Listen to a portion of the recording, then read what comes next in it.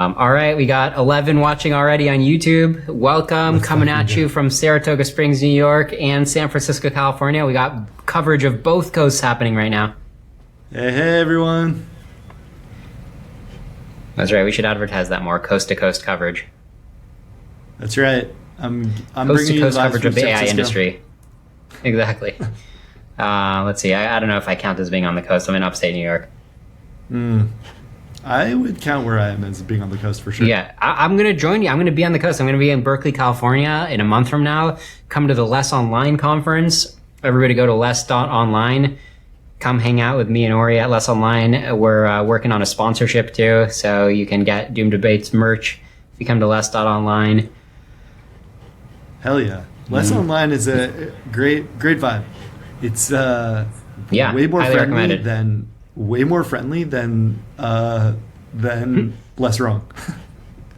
Than the Less Wrong site, exactly. Yeah, because you can't get downvoted there. Everybody just has to vote up your presence.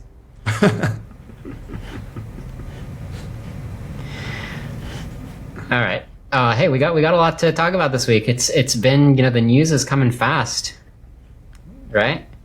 Oh yeah, there is a lot to talk about. I mean, what's on your mind? There hasn't been a model launch, so I guess it hasn't been like the number one biggest news week, but it feels like I got a lot of stuff going on in terms of bookmarks.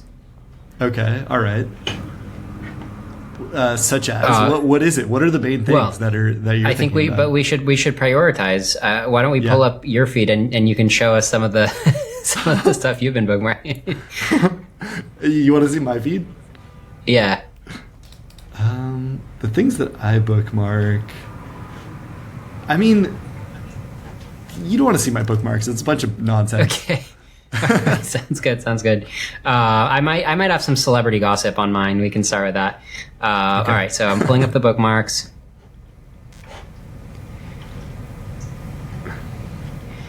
Here. Man, there's so much. I wonder if I should try to go in reverse chronological order. Or, I guess chronological. Is the main thing reacting to the Eliezer debate? I mean, I feel like we gotta have that, right? That's got to be the main thing, yeah. Okay. That's right. Yeah, so I'm guessing everybody's on this stream, who's on the stream, has had a chance to see the Eliezer versus 47F debate. I guess let's screen share. I forgot screen sharing is like a big part of these events. One sec. Yeah.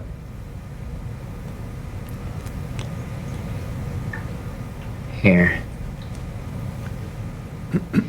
All right, so here's my X tab. Let's go to, I think I bookmarked it. So we'll go reverse chronological order. Well, let's just start with this. Here's my question for you. How does it feel? That debate went seriously viral. Like how did it feel being the host of that? It felt good. I want everybody to have a good sense that Liron's channel is the place for Yud. We should get like one of those like banner chyrons or whatever. That should be like our tagline, the place for Yud. Yeah, it is. Yeah, you can see him in his normal attire or see him in steampunk attire. Yeah, exactly. I mean, and funny enough, he explicitly doesn't want the association with Doom debates because he thinks the word Doom is harmful, which, fair enough. I mean, I'm open to other ideas. It's just really tough, right? It's like, oh, I'm like an extinction warrior. It's like, it's just tough to have a short moniker, So I'm still looking for an idea, but for now I just say Doomsayer, Doom or whatever. But Eliezer doesn't want that, so that's why it's just Liron's channel. But, I'm more than happy to host. And one of the tweets I bookmarked is he's saying that he's willing to debate somebody else again. He didn't explicitly say that he'd come host it on my channel, but of course he's got the open invite, so I hope he does. I'm happy to accommodate any other requests he had. We said no Doom. I'm happy to keep accommodating that, and whatever other requests, I'm here for it. But yeah, people liked it. It's already gotten like 15,000 views on YouTube. We can scroll through some of the YouTube comments. I guess maybe a good place to start is I'll just go to my own profile pic here. Oh, we're live. Look, Inception. Look at this. It's us. Hey, that's right us. Now. How many viewers? Oh, 36 viewers onto it. Yeah, we got to go deeper. Here, let's play the audio. All right. Well, let's go to. So I think it's supposed to go infinitely deep, right? Yeah. So once this refreshes, oh look, So I think it'll keep refreshing and going TBPN deeper has and never deeper. done this. Okay. Yeah, exactly. MTS. Right? Look, this is novel, innovative content right here. exactly right. I want to know what the Ori 4 levels deep is thinking right now. I just want to know what happens if we keep it on this frame. How deep does it go? Yeah, I mean, obviously, you know, the pixel fidelity is the only limit, and time. All right. So let's see. So Flash Breeze said it's the visual singularity. yeah, there we go. All right, so let's scroll all the way back down to the beginning of this week. We kicked off the week with, actually, the week started a little calmly. I said I bought an Amazon call. We'll let you know how it goes. How's it going right now? Not good. It's gone down a little bit, so I'm losing money on that. But actually, you know, we should give an update, a follow-up on last week, all right? We talked about how Google's such a good investment. Google's still going up, all right? I don't want to say I told you so, but it's doing well. All right, here, this is last week's Twitter. So we released Justin Helps, that episode. And then I posted, this was very interesting, a quote from Paul Tudor Jones that I saw on Patrick O'Shaughnessy's podcast. Let's make sure that you can hear my audio. Can you hear this right now, Ray? The biggest problem with AI you can, great. is that if you think about the way AI is being deployed, practiced and deployed right now, it's the build, break, iterate model. Build it, break it, fix it, and iterate. If you think about it, that's been the invention model since the beginning of man. Build, break, iterate. But we've never been in a situation where the tail event, the break can do so much damage. Could be hundreds of millions, if not billions, of lives. What's so scary when I was at this conference, which is only about 35 or 40 people, with one modeler from the 4 biggest model companies. And when I was able to ask them pointedly, how do you think that AI safety gets resolved? Pretty much the consensus answer is, I think we'll finally do something about it when 50 or 100 million people die in an accident. Yeah, so context, so this is Paul Tudor Jones. He's a famous investor and trader, right? He's like made billions of dollars, and he's all about managing risk. So here in this interview with Patrick O'Shaughnessy, the quote here is, we've never been in a situation where the tail event could be hundreds of millions, if not billions of lives. There's zero risk management here. So, I'm glad there's some sanity, like the Mark Andreessens of the world like to gaslight us as if like everything's fine and we're the weird ones. But no, like other people can see it, It's like, I'm not hallucinating here. It's like, it's like you have schizophrenia. You don't know, you think you're like hallucinating the threat of doom, but it's like, no, other people can see it. Totally. And what I've heard Paul Tudor Jones say is that he's like, I'm conservative. I just follow what experts like Elon Musk believe. And I'm just taking Elon Musk's perspective here. Yeah, exactly. I mean, he's not wrong. If your whole strategy is listen to the experts or argue from authority, we have plenty of authority. Like it's, there's authority on both sides at this point. All right. So that's the Paul Tudor Jones. We started the week with that. And then the Yud debate, like I said, I announced it last week. It kind of fell into my lap, this random guy 47F. And, okay, let's just play a clip in case you've been living under a rock. Okay. So here's the highlights reel, Ori and his team edited this. Check it out, guys. Stop saying AI is going to kill us all. You can say, unless stop, AI is going to kill us all. Now carry on. What do you mean by AI?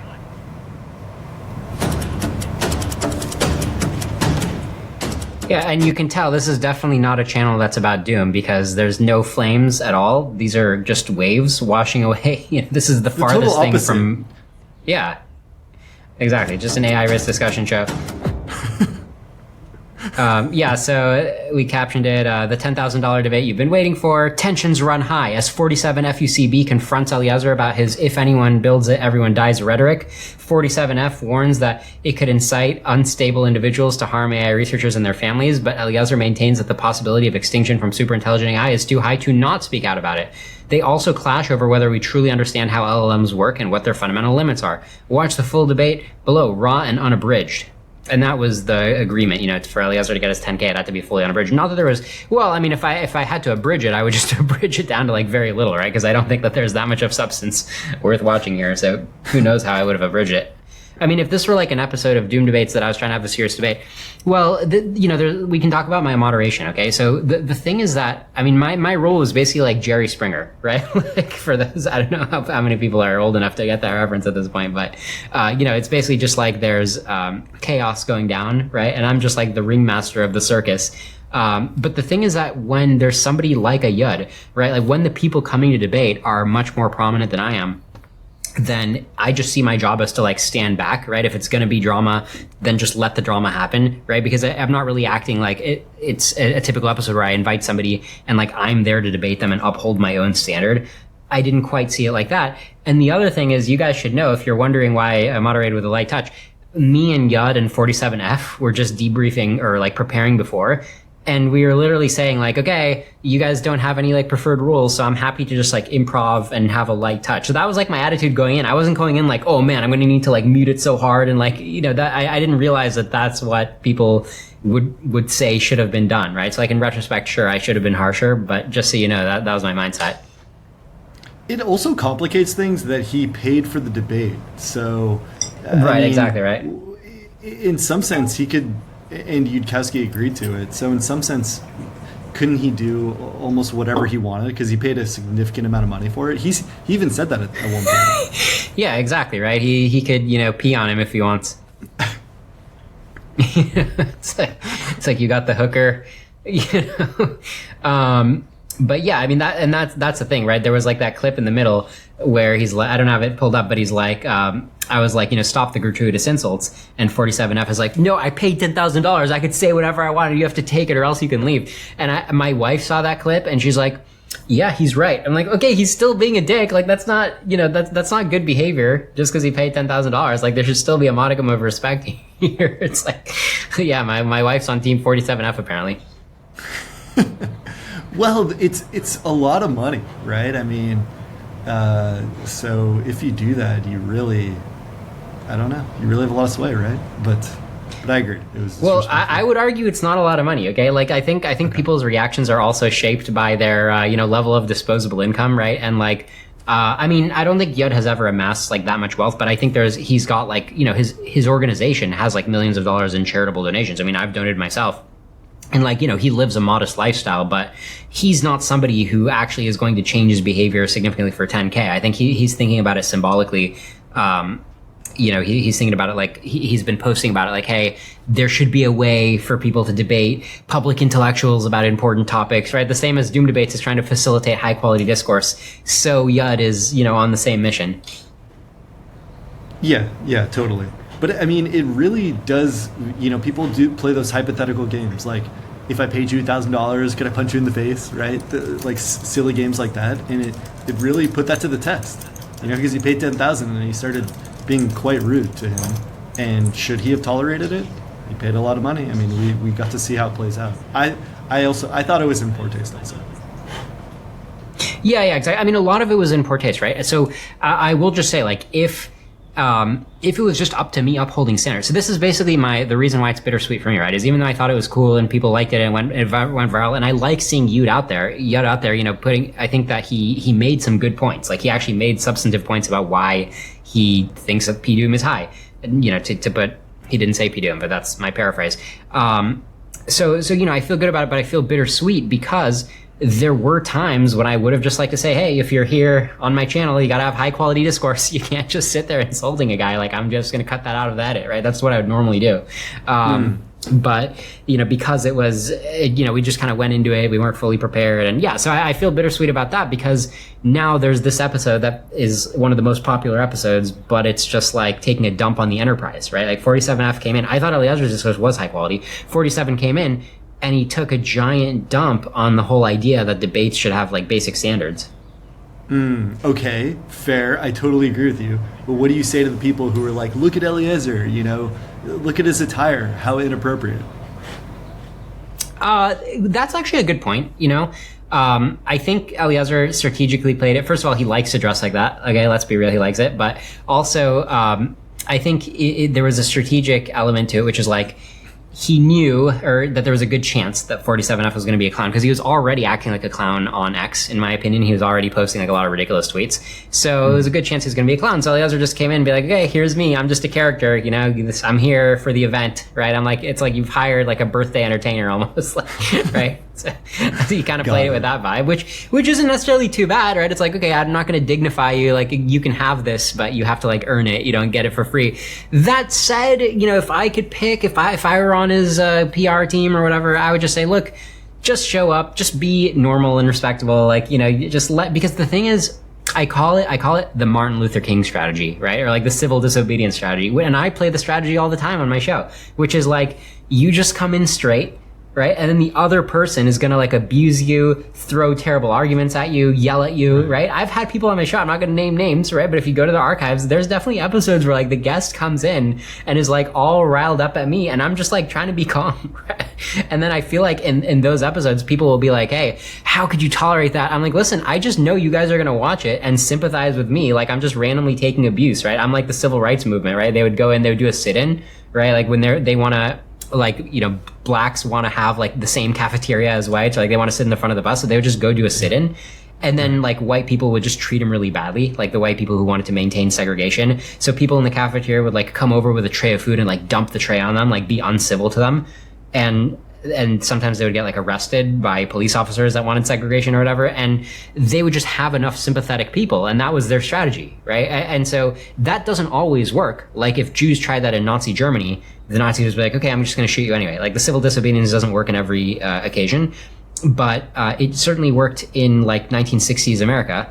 And I think that it works on these kind of debates. And that's in my mind, that's what I see Eliezer's strategy is. So if you're going to do the civil disobedience strategy, right, if you're going to be the taking abuse strategy, stoically taking abuse strategy, then you might as well just come in, you know, very nicely, professionally dressed, like very calm, right? I like think about like a figure who's, you know, think about like Jeffrey Hinton showing up, right, just with like a dress shirt or whatever, and having abuse heaped on him. I feel like that would play well.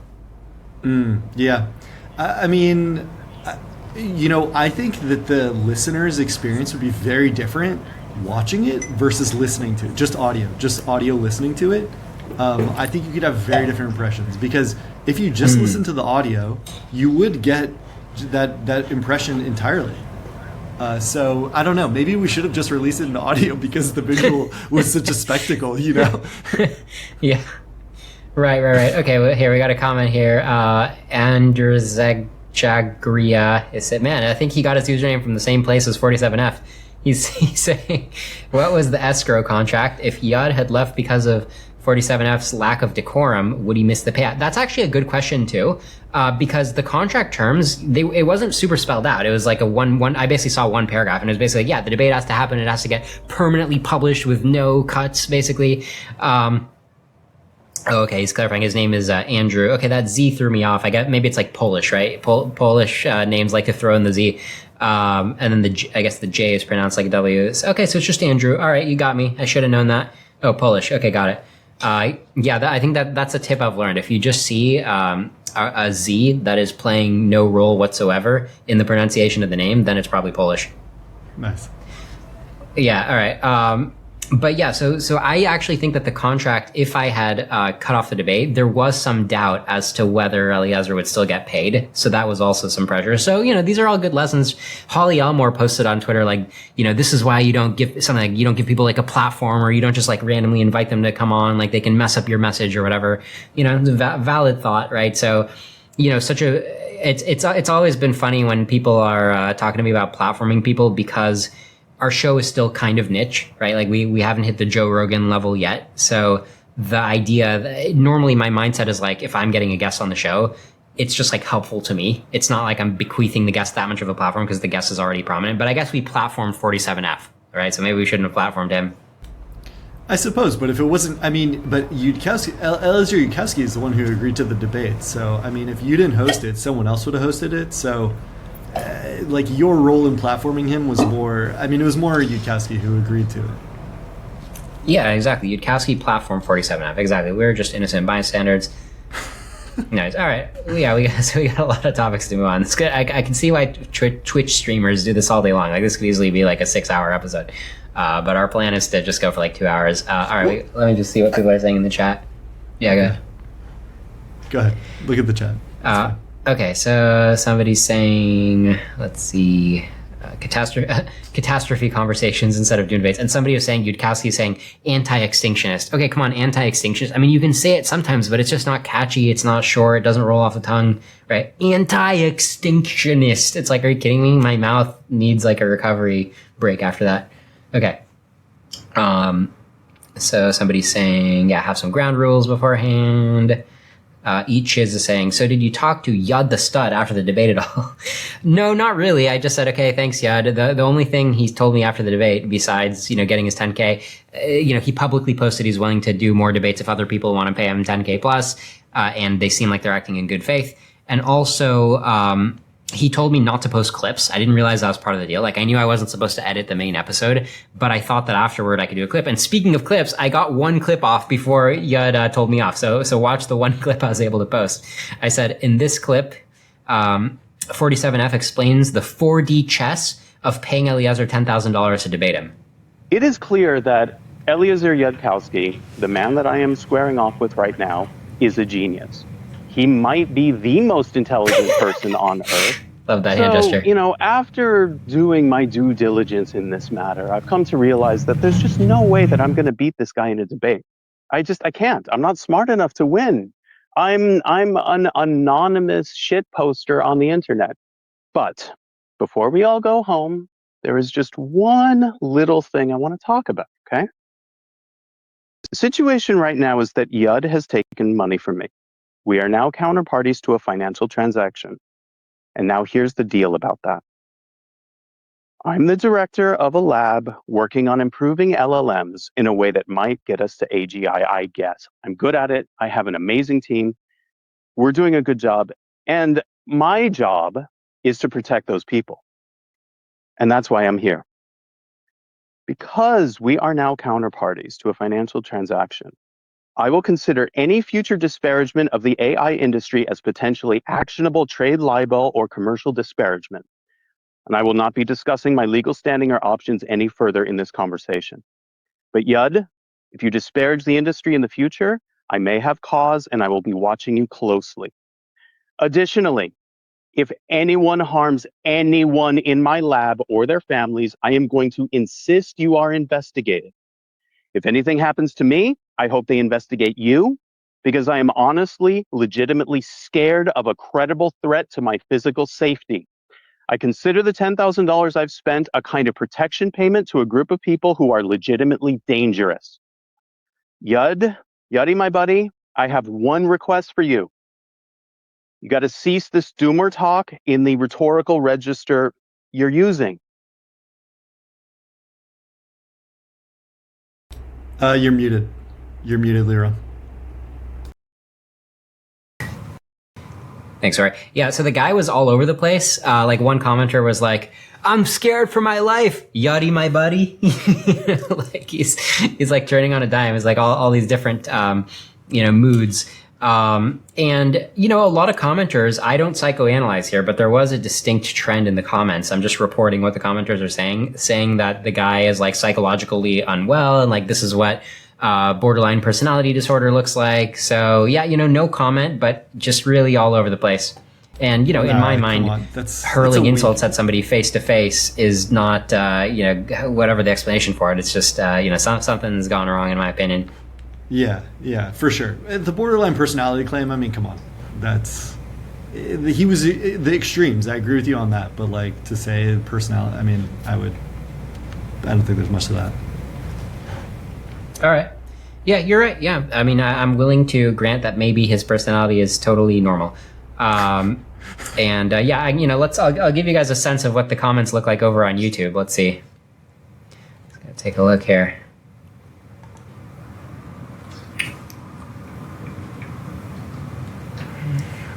Here.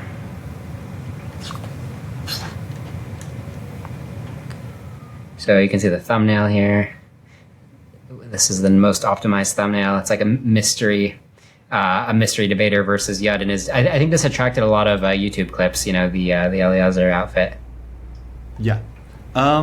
We just see Twitter on your screen. Oh, all right. Give me 1 second. I gotta share this tab. How about now? Yeah. Yeah. Okay, great. So this is the YouTube post. All right, 832 comments is up to 15 views. Not too bad.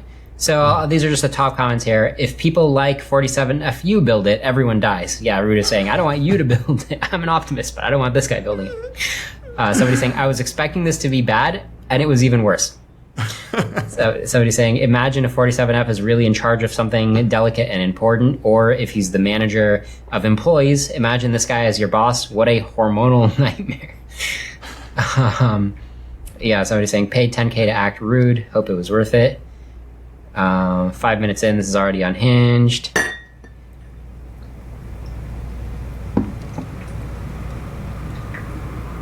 Yeah. You know, Kelsey Piper had a good comment on Twitter basically saying, you know, the guy in like the weird attire and glasses is the sane one. Right. Yeah, all right, you guys got the idea. There's basically like hundreds of comments saying things like 47F is unhinged. What was it? What was it like for you looking at all the comments? I mean, how was it? I noticed you've been like pretty quiet about it on Twitter. Were you purposely not weighing in one way or the other? Well, I mean, I don't know. Like maybe I shouldn't have even waited in this live stream, right? But like I just don't see as the host, right? It's like I can't be coming after the guests, right? That's not really appropriate. Yeah. Yeah, maybe I should have shut up. I should like too late now, right? Because I made my opinions pretty well known during this live stream. But oh well, at least I didn't do it in like an easily referenceable text format. Okay. Yeah. All right. Let's go on to the next story here. So that was the Eliezer debate, and you know, in terms of like the next chapter of the story, it's the ball is in. You know, the public's court, right? So the next person who wants to pay Eliezer $10,000 or $25,000 or whatever. Yeah, somebody's saying our camera positions keep switching. I think it's whoever's talking keeps switching. Gets the big square. Yeah, Riverside is pretty janky. Let me see if I can tweak that. Here, I'm pinning myself, so I think maybe I get the big position now. We'll see. Yeah, you guys can let me know if it's getting better. But anyway, yeah. So hopefully somebody else will offer Eliezer 10,000 who's more serious, and then hopefully I can host it and we'll go from there. All right. Well, what about this though? How about on the substantive claim though? Like, do you think there's anything to the anti-disparagement legal claim that 47F? The legal theory. Yeah. No, I don't think that paying him 10,000, you know, does any kind of anti-disparagement. I mean, there's no anti-disparagement agreement signed, right? So just because you're in a financial transaction with somebody doesn't change the terms of whether you can disparage them. Yeah. Okay, whatever the drama is about it, I still thought that it was a productive debate only because I thought it was a good expression of the moment because, you know, tensions are high. Eliezer has put out, you know, a scary claim, and the people who carry the most weight for his claim are AI developers, right? Because what they're doing is maybe the most morally dubious based on his claims. So it's really like his claims put a lot of pressure on AI developers. And I think that like I found it helpful because I think it was just a good expression of the moment, like the sense of stress that everyone is in. And we don't see like conversations happen between like, and also what I thought was interesting about it is that it kind of like it reminds me of AI doom debates that I've had in my personal life. I don't know how it has been for you, but like if you go deep enough in the debate, if you go deep enough in the debate, it ends up it might, at least for me, it's become something like I'm concerned AI is going to doom us all. Like I'm concerned AI is going to kill us all. The other person's like, no, it's not. Stop saying that. It just kind of devolves into like, I'm concerned. Like, don't say that. That's ridiculous. And here we have like two of the top experts, right? Or two. Yudkowsky is like a top expert, and 47F I think he is a credible AI developer. And it's like even at the topmost levels, like how do these discussions go? And it's like it's kind of similar. It's kind of it's unfortunate. Like it should be more productive. The purpose of, you know, doom debates, I think, is to have more productive conversations. But even at, like, I think that's what it exposes. Like even at the top level, it's kind of like this. Right. No, yeah, great point. And I think that's, your analysis is the same as Claude's analysis, because Jim Babcock asked Claude to analyze the debate, and it was like, yeah, there wasn't much substance going on, but it was good to capture, the mood of the moment. And Claude was like, both people could credibly say, your followers are going to hurt me. Oh, yeah, sure. And I mean, I personally you're attracted to like the substance, like the information exchange in debates, but I personally I really gravitate towards the emotions, and like the emotional expression here, like the stress that people are feeling, like that means something to me. Like I Did think the guy really sound stressed though? I don't know, it just sounded manipulative to me. Well, I guess my interpretation is that his actions are a result of being stressed.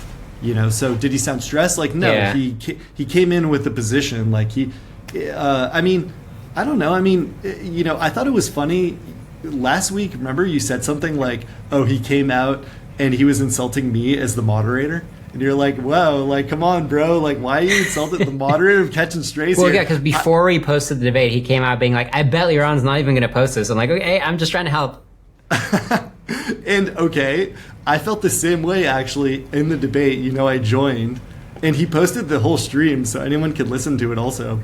But I joined the stream, right, the actual like taping, and then he goes in and he starts calling me Oreo and being like, back off, bro. You're just a marketing bro. Back off. I'm like, what? I was just trying to help out. Like, Exactly right. Coming for Ori. He did make up some good nicknames though, right? So he got Yud the Stud, and he called me Liron the Lion. I don't know if you like Oreo.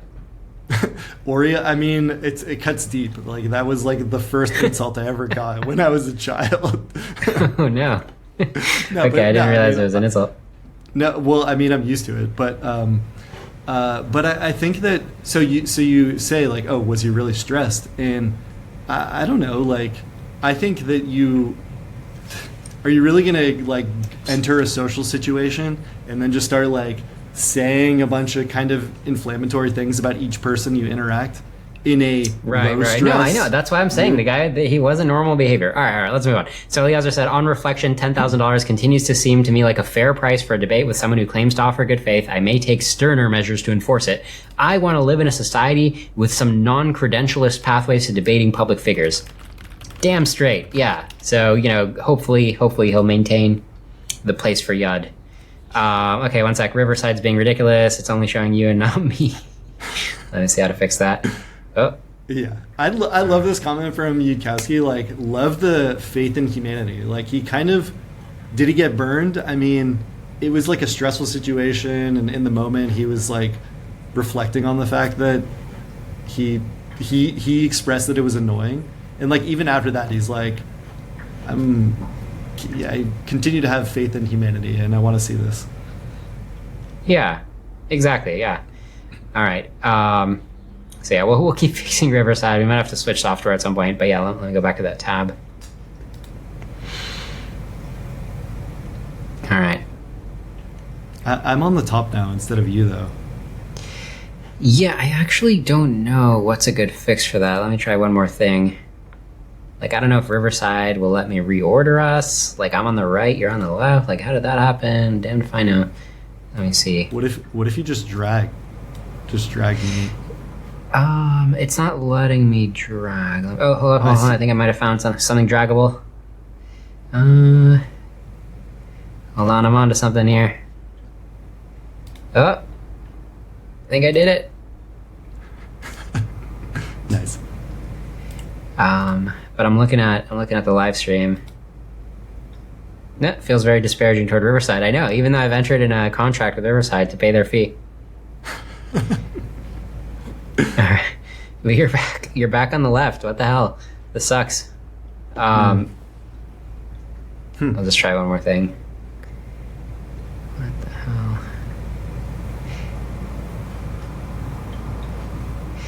Alright, whatever. We might have to just accept being in the wrong order.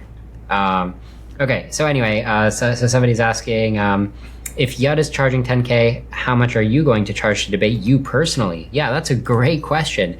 But the truth is that it's just, I'll debate anybody for, I guess, let's say 5K. But if somebody wants to go on the show, normally it's not really about the money. It's just about, do people want to watch the episode, right? I'm trying to just make content that people want to watch. That's also, helping the discussion. Yeah. All right. That's the modest of you. Just a modest 5,000. Yeah, exactly. Just a modest 5,000. By the time that I'm putting on the button up and setting up the studio, it's time consuming. You got to get me away from my other tasks. Got to get me away from scrolling Twitter. All right, so I'm going back to the tweets here, sharing screen again.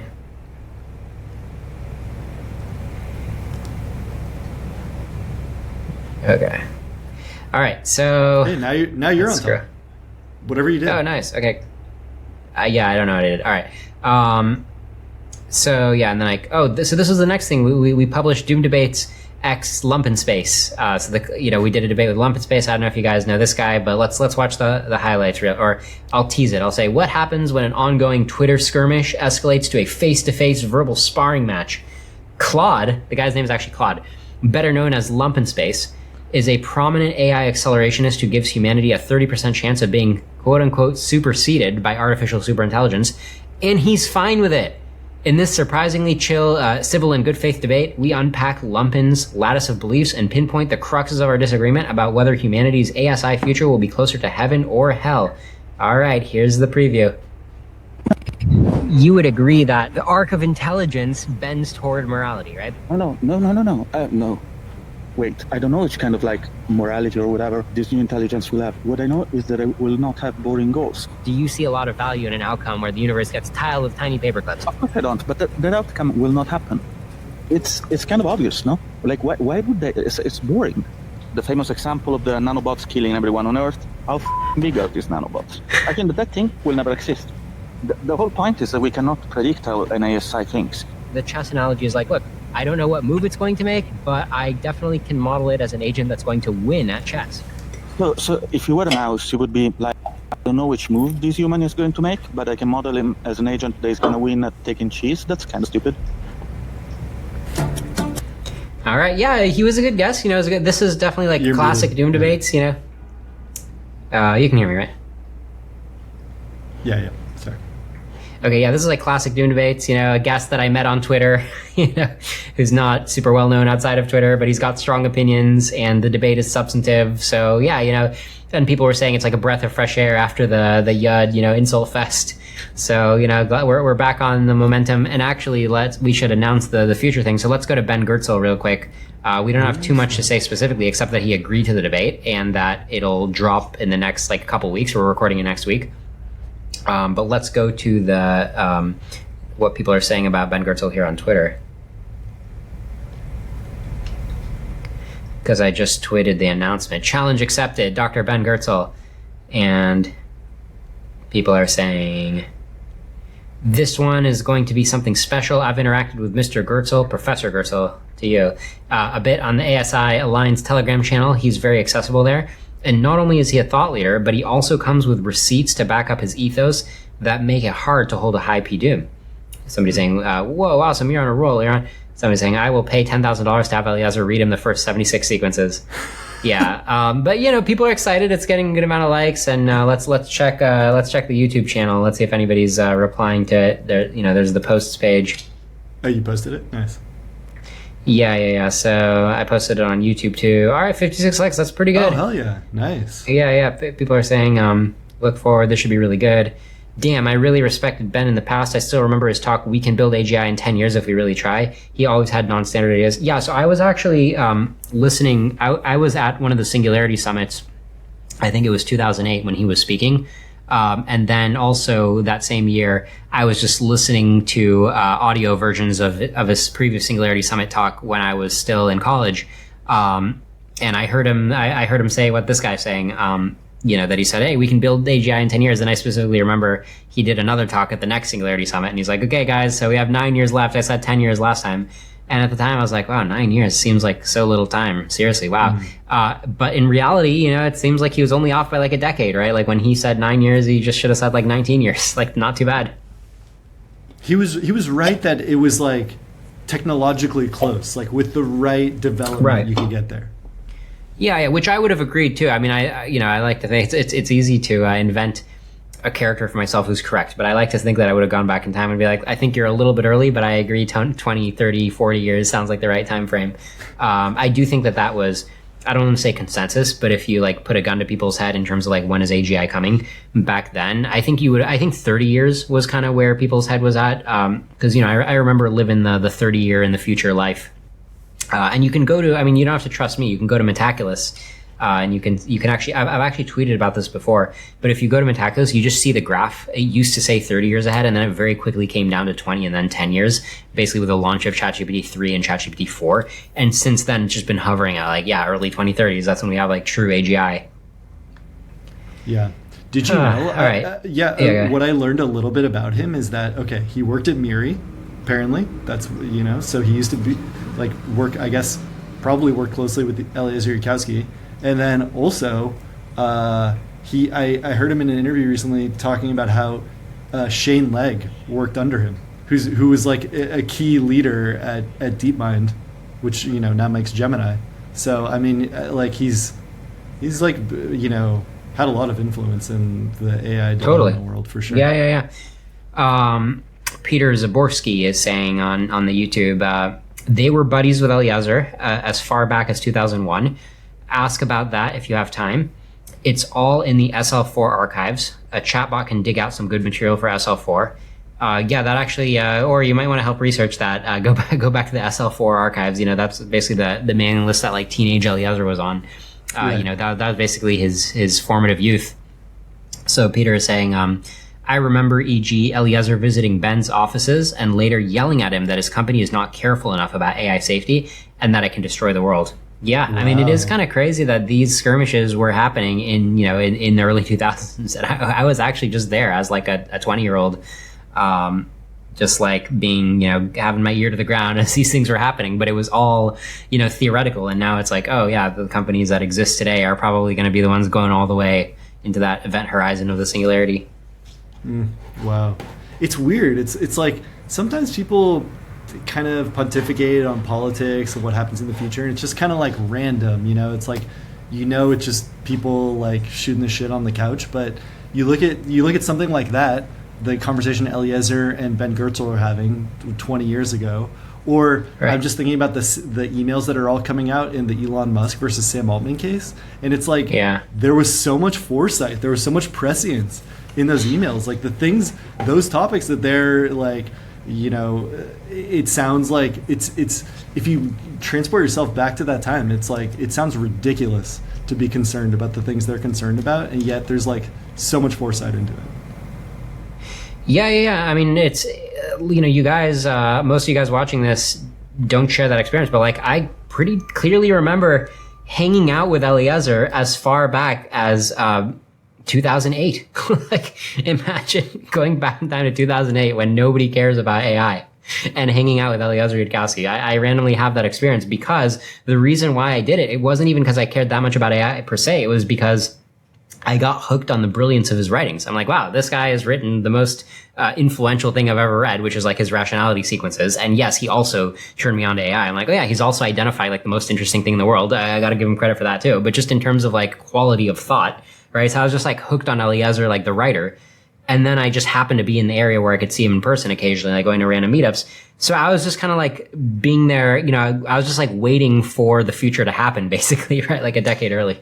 But did I help much? Right? Did I do a show at that time? No, I was literally just like, look, I'm just going to live my life. Like this could be like a century in the future, right? What am I realistically going to do? I'm like, oh shit. You know, if I knew I only had 2 decades, maybe I would have done more stuff. Wow. I mean, and I remember you talking about some of those things at that time too, and I was just like, all right, dude, whatever. It's like, it just like you were really engaging with the ideas. I'm like, here's Liron just talking about some BS. Yeah, it'll be something else next time. You know, it'll be a different ideas of the week. All right, let me get the screen share going again. I got a few more tweets to get through here. There's like real news happening. Okay. I think this is the right tab. All right. Next item. Oh yeah, we're gonna get to Stephen Byrnes, but first. So Eliezer's, hold on, I got a different story here. Today, Ben Buchanan and I co-author a piece in the New York Times. Okay, so Dean Ball had a New York Times piece saying AI is a national security risk. We aren't doing nearly enough. So, yeah, I mean, props. That's good. Get that in the mainstream. I read it. I don't think I had much to add to that. I mean, it's a good piece. This was a feisty exchange. Eliezer versus Jack Clark from Anthropic. Jack Clark tweeted. I've spent the past week reading hundreds of public data sources about AI development. I now believe that recursive self-improvement has a 60% chance of happening by the end of 2028, which is crazy. I mean, in my mind, that's like a FOOM. 60% chance happening by the end of 2028. In other words, AI systems might soon be capable of building themselves. Pretty crazy. And then Eliezer saying, then you'll die with the rest of us, coming in hot, replying to Jack Clark. There will turn out to be some clever little gotchas in controlling ASI, just like they were in building RBMK nuclear reactors. I don't actually know what that stands for. I think it was the design that blew up in Chernobyl. I'm not sure. And you will die. Go and tell the United Nations that if they do not shut down all the AI companies, they will die. And I highly recommend if you guys head over to lesswrong.com. There is an Eliezer post around May 4th from when he posted this, and it's really freaking good. This whole idea of what he's saying, there will turn out to be some clever little gotchas, basically Murphy's Law. I really think that he is correct about that. The idea of because there's so much surface area for little gotchas, and you can hear in an upcoming debate, I'll announce in a second, you can hear the whole debate is just spent on my guests being like, it'll be fine, like people got this under control, and I'm expecting gotchas. Yeah, so highly recommend Eliezer's recent post. Just go to Less Wrong, look at the last thing Eliezer Yudkowsky's posted. I wonder if I should read it on the show. I don't know what I can do to promote Eliezer's content. Can we go through it? I mean, I'd be interested. Yeah, let's go through it. You're my Eliezer filter, okay? Because I cannot read that, okay? Well, I do think in general, when he writes a long form post, it's worth a read for pretty much everybody. Like he kind of knows what's worth a read for everybody. Only law can prevent extinction is a popular post from a few weeks ago, which I recommend for everybody. And let me pull this up here on the screen share. Well, you say that, but janky. Honestly, I mean, I feel like his writing is. I know you love it, but it's. Yeah, I just love it because I think it's very clear, but people have accused him for... I think what's happening is when I read the writing, I can pretty quickly see what he's getting at, and I'm like, oh, this is adding value, but I think that it's easy for people to be like, wait, what does he mean by this? What does he mean by this? And then all the little things stack up of being confused, not knowing exactly what he's getting at. Right. You just, I don't know, you have to have the kind of mind where you just pretty quickly see what he's getting at, or the kind of background. So I agree. I think AI is at the point where it can translate. Anyway, so hold on. Is the screen share dead? Let me get it going again. All right, so this is Eliezer's latest post that I highly recommend. Here. Irretrievability, or Murphy's Curse of One-Shotness upon ASI. See, in my mind, I'm like, oh yeah, this is such a precise title. I look forward to reading this. But Ori, what's your reaction when you see a title? Oh, that title. I'm like, what the hell is he talking about? Right. I mean, here's why. What's the one-shotness referring to? It's not clear to me what he's talking about. And irretrievability. Right, and I get it. Right, when I read this title, I can empathize with my brain. I mean, I try to be in tune with the split-second reaction of somebody's brain, right? Because the question is, can you process this quickly? Is there cognitive ease? And I do get a little flinch reaction, right? Where I just look at this visually. It's okay, there's a lot of big words. It has a semicolon followed by a comma, right? Irretrievability, semicolon, or comma, Murphy's Curse, right? So it's you really have to turn on your brain to grammatically parse what the hell is going on with these words. You know what I'm saying? It's not just that though. I could react to that, and I do sometimes with big words. But I think that for me, it's the reference that are not clear. Irretrievability, right. For something to be irretrievable, there's an object which I can no longer retrieve. So I'm like, what's the object here? And one-shotness, that's... Well, the that's object why. is, he's using the metaphor of like a Mars probe, right? Like the Viking 1 lander. It was irretrievable, right? And the idea is like you mess it up and then you're screwed because you can't retrieve it. Okay. Does that But help? it's just in the title. That's why I look at the title. Like, No, I know, yeah. I know. And the truth is that when I saw it, I immediately knew what he meant, right? And that's already, that's the kind of the thing, this is what I was saying about Eliezer's writing, right? Is like, I see all these words and I have all these connections ready to go, and most people don't. But how did you know that the retrievability was going to be related to the probe? I mean, I see it's the first line there, but my mind immediately went to it because I've been thinking about it a lot. I think it's a really useful analogy, right? I talk about it a lot on the show. I also use the idea of like, hey, you made a probe and you lost contact with it. That's the one he uses. There's another analogy I use often, which is like, you made a battle bot and it's just like coming for you, and you're like trying to mash all the buttons, but it's just like it's not working, and it's like coming for you, right, with the knives or whatever. I guess, yeah, you guys have a shared understanding a little bit. Like, I didn't know. You have some, like, background noise, by the way. Yeah, sorry. I think somebody's decided to bust out a gas-powered leaf blower outside my window. I don't know what's going on there, but let me mute myself. Oh, I see. Yeah, no, I mean, it's fine. Are we all talking about this Mars probe at the moment? I didn't know that was in the discourse at the moment, that we're all talking about this irretrievable Mars probe. Well, it's just an important analogy. So Eliezer is explicitly saying, but yeah, I agree the title's bad for most people. But yeah, Murphy's Curse of One Shot. So the Viking lander, he's just saying, hey, they built this Mars probe and it was able to get software updates. And I think it had to do with like moving its solar panel or whatever, like take instructions to move the solar panel, take software updates. And roughly it's like, okay, they did a software update, but they accidentally broke something.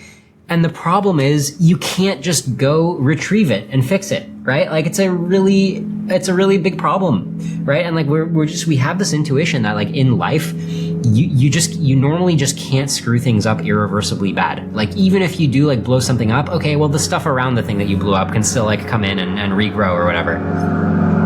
All right.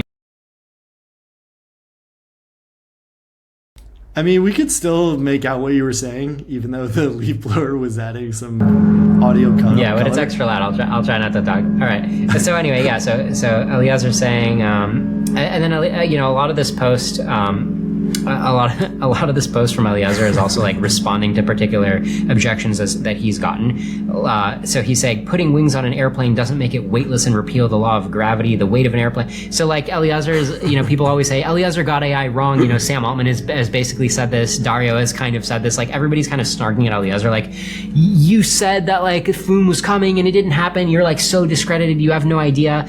And so Eliezer is making an analogy of like, I said that there was gravity. But people point to planes flying and they're like, look, gravity's been discredited. And he's like, no, the planes aren't weightless, just because they have wings, So he's basically, but this is like, I agree that when a normal person tries to read this, right, who's not familiar with all the context of all this, is like, why is he saying all this stuff? So I recommend trying to read it anyway. But I see what you're saying, Ori, is like, we should basically like distill it down to the things that don't require that much context, right? And then give it a shot to like repackage it. Well, I mean, we'll keep going. Okay, I mean, I'm interested in hearing the whole thing. Let's keep going through it. All right, sure. Okay, so you get the Viking lander. The metaphors are like the irretrievability. That's like a really good metaphor for irretrievable. So I'm with you on that. And also, that's his claim. Right, and I say this on the show, like, we're going to hit a point with AI where it's off doing something, and the natural reaction is like, okay, I don't like what it's doing, let me retool. And the AI will be like, retool? What are you talking about?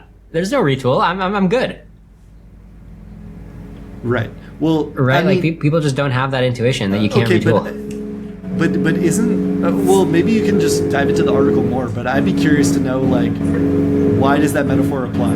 How does he explain? Like, I'm with you on the metaphor. There's irretrievable. That is the case. But, like, I don't know. Why is that the case for why is it the case that AI is irretrievable? Well, it's because you have to explicitly build. I mean, think about, we have examples of computer viruses that are irretrievable, right? Like I always point to the example of the Morris worm, right? So Robert Morris in like the 80s or early 90s, right, made this virus that hit like a sixth of the internet or whatever because nobody had, or it was like a worm, right? Nobody had this idea of something spreading over the internet. It was so new. and he's like, oh wait, I accidentally made it way more viral than I meant. Like I had a bug in my code. I didn't realize that like my code to stop it from spreading didn't work as well. Like it was supposed to limit the spread, but the limiter failed. So it was spreading way more than he wanted, and he didn't have any actions he could take. He was now just on the side of people defending, like just calling people up, being like, hey, you gotta like go install protection on your computer. Like he couldn't go turn off the virus. Yeah. I mean, let's keep going through the article. I'm curious to hear more of the claims. Okay. The Mars Observer. I'm trying to remember what this thing was. Someone said, by the way, I don't know if you saw this, but someone said it sounds like Liron's in space. Yeah, exactly right. Just imagine I'm in space. So here they randomly, he's just talking about a Mars probe that in 1984, it flew through space for 330 days, and then 3 days before inserting into Mars orbit, communication was lost. And like, that's it. Communication lost, like irretrievable. In this one, it's a less interesting situation because it wasn't immediately something that they did to screw it up. There was just like speculation. They don't even know for sure, but they're just speculating that a PTFE check valve had leaked fuel and oxidizer vapors that accumulated within feed lines in zero gravity, and this produced an explosion when the engine was restarted for course correction before orbital insertion, right? And that's just like, and the point here is just like, yeah, rockets are complicated, and sometimes you have this random thing that goes wrong, and then it's game over. Right? It's literally game over. You can't just be like, oh, let me just head over to Mars. Let me just grab that, take it back to the lab. No, it's game over. Yeah. Yeah. All right. And his whole thing is like, we can have game over dynamics here on Earth. It doesn't literally have to do with the space probe. Like the whole universe is now one chance. And that's why I always use the phrase, okay, you're going to brick the universe, right? If you've ever bricked your phone. My phone hasn't bricked in a while. Apple's really got the operating system stable. But my phone used to brick, I guess, in the early days of iPhone. And you would just have to like, hold both buttons, right? So there was like a restart override. The universe, the physical universe doesn't have a restart override. And I think we're going to brick it. Okay, fair enough. But how about more of the claims? I mean, the metaphor is strong. It's a good metaphor. I'm with you. Like satellite, it's so fragile in a sense, right? Like if that goes wrong, you've lost contact with the satellite. It's like that's it. So I'm with you on that. It's a good metaphor. Right. By the way, shout out to YouTuber Marcello Herreshoff. Marcello goes back to Eliezer even more than I do. He was a researcher together with Eliezer. And yeah, so he knows all about early days, and I hope he wants to come on the show sometime. But yeah, so he's commenting, he's saying Lumpen's main position felt like it hinges on the size of the sub-goal tax. If it's high, then paper clippers can get outcompeted by things with more interesting goals, but I'd argue it's low. Right, okay, the sub-goal tax. I'm not entirely sure what you mean by that. So if it's high, then paper clippers get outcompeted with... Yeah, I'm not entirely sure what you mean by sub-goal task, because I always talk about the payload, right? It's like if all you want to do is survive and reproduce and you have a small payload, then that gives you an advantage. But I think Marcello's saying something else, which is, how much of a penalty do you get when you have a sub-goal that's not that related to your main goal? Yeah, I'm not sure. Feel free to elaborate on that. Yeah, somebody's saying the background sound is annoying. Yeah, hopefully it'll stop soon, because I don't think there's that much surface area around my house to blow leaves. Yeah, let's see. And then S-Draw Cableps. Yeah, you guys really know how to pick your usernames. That guy's saying, I actually think Lumpy's crux is that when the paperclipper reaches ASI status, it will self-reflect and decide paperclip maxing is a silly goal. I mean, Noah Smith came on the show and he made that argument, right? He's like, they're going to reflect because they're going to think about what gives me more like AI dopamine or whatever, right? Like more pleasure. Okay, Marcello's saying, my position there would be that falling into a stable equilibrium is the likely default, but picking a stable equilibrium to start with is hard. I agree, and we've talked about that on the show too, which is like, yeah, it'll eventually get to a stable equilibrium, which will probably be like a self-consistent goal, but whatever goal you think you're giving it at the beginning, once it's gone through all of these cycles of like rewriting the next version of AI, right, which isn't necessarily like a stable transformation. Yeah. Anyway, all right, or you talk. Okay. well, Liron's has a leaf blower right next to him, so I guess I have to take over for the audio. I mean, I'm not. About Marcello's point about the sub goals versus goals and the payload tax. I don't know. I'm not the alignment expert like you are, so I'm not sure what to say there. I'm still looking at Eliezer's article and the other points here. Yeah. Let's see what other section here. I see that. Let's see. I see that the next example is the Maginot Line. And Oh he's yeah, talking that's about- another really great example. Yeah, it's a metaphor for so many things. I mean, it's so great. My own experience with these kind of things is like, it's sometimes I like learn things for the first time and they're like not super real to me, and I had to like gain more life experience in order for like events in history to seem more real instead of just like random facts and story. Like, you ever have that experience, Ori?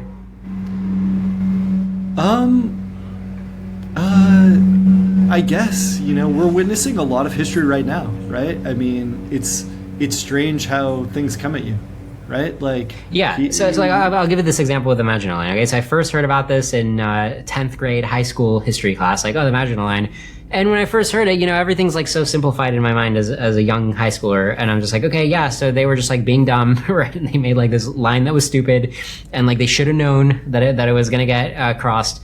But now that I'm like a sophisticated adult, I can be like, look, it seemed really powerful at the time. It seemed like they were covering their bases. It really did seem crazy that a substantial army would be going through the Ardennes, the mountains around it. The Ardennes. The Ardennes wouldn't, like, they just looked heavily forested. So like, it just looked like they had an amazing fortification, like problem solved, right? Like I can empathize with it looking like that to all the serious observers. And, Germany did do a number of different things, right? Like the 3-day blitz going around the Ardennes was like highly counterintuitive. I like to think that I have enough of a security mindset and like a sense of Murphy's Law to be like, guys, let's give more fortifications to the Ardennes. Like, I like to think I would have been that guy, but it's easy to empathize and be like, no, the Maginot Line has solved the problem. And I think that that's a good example. I really do think that's what's happening today. I think people are looking at like the AI companies and being like, look, these are serious people and they've got all these scripts that are going to like detect if the AI is like using too much bandwidth. That means it's trying to like, escape or whatever. Like we're going to detect it. Like it's going to be fine. And I'm like, no, these are just like Maginot Lines, So I think that's the analogy. Okay. I mean, but did the article... I mean, these are great metaphors. You're right. Okay, satellite, is a technology one. We have, like, a military one. I think the military one shows how, like, big groups of people can make these kind of mistakes, right? Even when there's a huge army and they learned a lesson from a previous time. So it's like, it happens in many human situations. What would be interesting is if I could get a survey or if somebody's documented this what was that? I can't hear you. I don't know if my internet's crapping out. I don't know. Okay, so it would be interesting to go back to World War II era France and do a survey and be like, who thinks that the Maginot Line is like really a really strong fortification, right? Like, and how many people are like, no, we're screwed. This isn't good enough, right? Because I suspect that the vast majority of French people are like, yep, we solved the problem. Like nobody's going to attack us again. And I suspect that most people that we interact with on social media or in the real world are like the Maginot Line believers, right? As opposed to like the Murphy's Law believers, right? I feel like most people have that mindset where they're like, yeah, this looks good, right? Like they're not seeing how many chinks there are in the armor, basically. Yeah, for sure.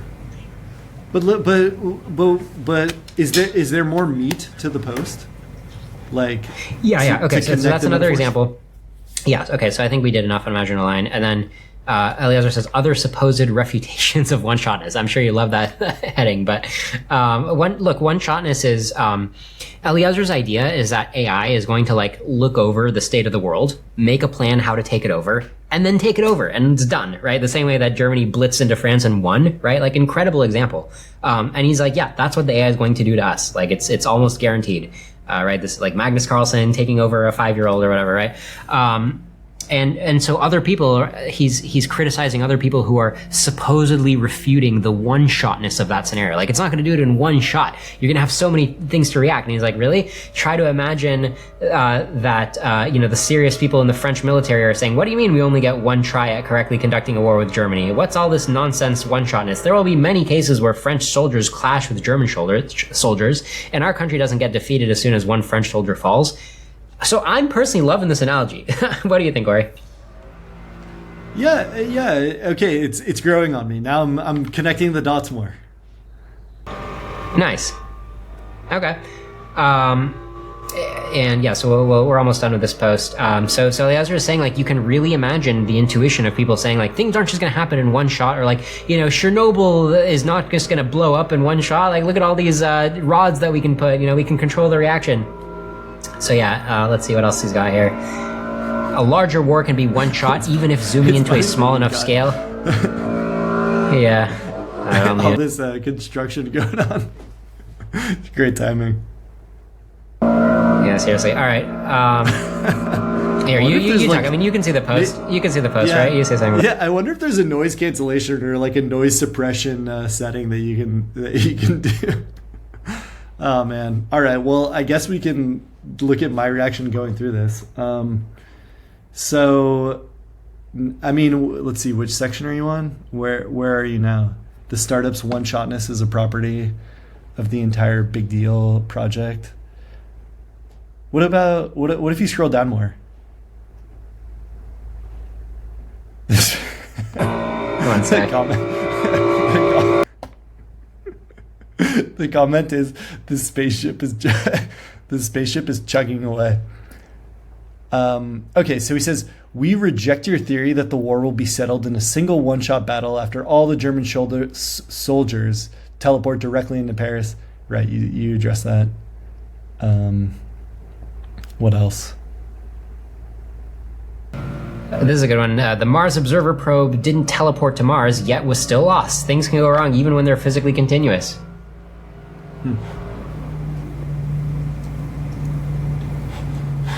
I mean, that's important too. I mean, and look, to be honest, like this is like obvious to me personally, right? I think that my brain is like just pretty well suited to like putting the analogy together, right? So like the idea that things can go wrong even when they're physically continuous is like feels super obvious, but I mean, how helpful do you think this observation is? Well, yeah, I'm following the metaphor. I like that there's different metaphors with the technology. The satellite metaphor, it's a technology one, and then the military metaphor. So okay, it makes it a little more tangible, and I do think the analogies are good, I mean, because that's what we see in the debates all the time is like, we've got your very strong case for why AI is so risky. And then the person's like a really, what appears to be a flimsy counter argument. It's like so much rests on your confidence that, oh, it's just going to be okay. Like, that won't be crossed. I mean, there's just, you can rhetorically say like, yeah, that'll never happen. It's easy to say that, and I think it's easy to get caught up in the groupthink that everything's going to be okay. I mean, I think it would have been easy to look very respectable in 1938 or whatever, arguing that of course the Germans aren't going to successfully invade France, right? Like you could have been on so many shows, right, making such a convincing argument that France is secure. Right, and I'm sure there were plenty of people who did that, and yeah, it feels like that's what we have today. I mean, the mainstream. I really liked a tweet that you put out. You just put out a funny tweet, which was something like, "Isn't it amazing how we can swing computation in just a few years?" And like people can spend so much computation on the most useless application. Yeah, let's go to the tweet. What was it? It was funny. Didn't get that many likes, so it was maybe too niche. Okay, here it is. This is funny. It's ridiculous how adjacent tech hype cycles happen to swing Earth's compute from the least to the most valuable application imaginable. And then we have the Drake meme, and he's doing the dip, and he's saying, make it so a decentralized transaction ledger is cryptographically secure against double spending. And then the aha part of the Drake meme, you want to scroll down to that? The aha part of the Drake meme is serve arbitrary amounts of greater than 100 IQ thought at superhuman speed for pennies per hour. So go back to the tweet again. So again, the tweet is, it's ridiculous how adjacent tech hype cycles happen to swing Earth's compute from the least to the most valuable application imaginable. And like, that's such a good point. Yeah, making a decentralized leisure on one hand, and then we just swung over to something that's incredibly valuable, which is over 100 IQ for pennies on the dollar. And yeah, I think it just ties back to this idea of like, what's the mainstream? Because this is you've just like characterized, you've kind of like satirized your position, and that continues to be your position. And you're like, the position they had on blockchain was like contrary to the mainstream, even while there was a whole crypto bubble. And your position on AI continues to be not really mainstream. Like, people are paying attention to AI, but they're not kind of embracing what I think to us seems kind of obvious, that it has this superhuman capability, and it's so cheap. I mean, right. It's like it's really incredible. So yeah, I'm with you that like it's wild how miscalibrated the mainstream can be. And like, I think that's what we're doing on the show. It's like, wow, guys, like, do you see the discrepancy here? Like, do you see how miscalibrated things are? But I mean, in my mind, you just need one insight with blockchain. All the hype around blockchain, the one insight you got to know is it's just a decentralized double spend prevention mechanism. That's all it is. If I actually read Satoshi's paper. I'm not even a guy who reads a lot of papers. I actually read Satoshi's like 12-page paper. Yeah, it literally is just like, yeah, you can have a decentralized ledger, and if somebody tries to double spend, we're gonna make that, that transaction not go through. If you wait like an hour or whatever and somebody's trying to double spend, you can be pretty confident that they haven't double spent. Like, that's the whole thing. So all these other things, like Balaji Srinivasan going on podcasts being like, it's gonna be Wikipedia on the blockchain, like facts are gonna be here, and you're gonna like trust that it's true. It's like, but how does that connect to the double spend prevention mechanism? You know what I'm saying? Like, that, if that's all you have to know about blockchain technology, that it was designed to prevent double spending and also be decentralized, because banks already prevent double spending, but they're not decentralized. And then it just turns out that decentralized double spending doesn't really connect to anything. And then it's like, okay, what about stable coins? Yeah, that's regulatory arbitrage, also has nothing to do with blockchain technology. So that's all you have to know about blockchain. And then all you have to know about AI, if you're busy, if you just want a quick takeaway, is that intelligence is ridiculously powerful, right? It's because it's the same power that we have over the animals. Okay, now there's a fucking honking car. I don't even think that's connected to the leaf blower. Okay. Yeah, so, but yeah, so you just need to know intelligence is ridiculously powerful. I feel like a lot of things just fall out of that, right? If you look at, okay, humans versus the other animals, something else versus humans, right? There's so many consequences of that. So like, the fact that our economy is going crazy, yeah, I think that if we live in like a little snow globe, right, like the little child snow globe, and some giant is able to like look out and shake it, they're gonna like rock our world, right? That's, just the order of magnitude intuition there. Yeah. And I sort of think also, like, what is the degree of the miscalibration? Because during the crypto days, you were a crypto skeptic, and there was like a small community of crypto skeptics, and then it's like, now there's still pro crypto people. The mainstream is like, and still on that one central notion of like, wow, intelligence is so powerful. It's like, who's bought into that? There's like the EX and the Doomers, which are still pretty small fractions. And then factions, and then there's like a growing sense in the mainstream. Like, people are like, yeah, AI. Like, the people who recognize that it's like a good business, I don't think they're totally embracing like, wow, intelligence is so powerful. Yeah. Otherwise, they become Doomers or EX also.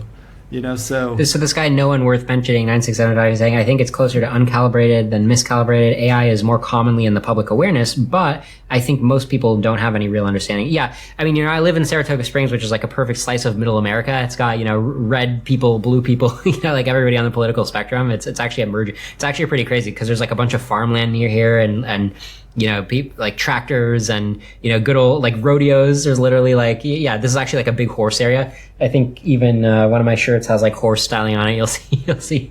So, and at the same time, you've also got like hippies and like hyper liberal Democrats and Bernie bros. So yeah, I'm living here in a slice of middle America, and I can report that when I go out on mainstream, I'm now occasionally hearing AI get mentioned. Yeah, people mention it, but it's still that like notion of just how powerful and like disruptive it is. Like, just that like simple concept is, they're not at that point. I think. Yeah, totally. Well, I think this is the piece that's missing for most people is like, I don't think that they have the original thought that like, hey, life is kind of magic, right? Like you're walking around and the fact that you're able to function, right, as a human being, there's basically this magic that's going on in your head. And this is like the most powerful thing ever. Like nothing can hold a candle to it. And then making the connection of like, oh yeah, but now we're building a better one, right? Like this thing is on the table now. That's just like never been on the table, but it's coming. It's like, that's just the perspective that's missing, I think. Right, which is the logical conclusion of the intelligence that's being built. Yeah. All right. So here, are we back on the screen share? Yeah. All right. Derek Thompson is saying, yeah, you're good. Your audio's back. I feel like you're back. Yeah. Exactly. Yes. All right. Derek Thompson saying, wow, the AI supply crunch is real. Oh yeah, this is bringing back a theme from last week. Okay, last week we were talking about my investment thesis. Like, we can't easily go to the clip, but it's literally me saying like everything connected to semiconductors and the AI supply chain is going to be ripping. Okay, that was like my thesis, and like I think that has been playing out, very, very strongly this week. People have warned me to like not act like I'm giving investment advice. But I can't help it, okay? I can't help noticing, a secular trend or whatever.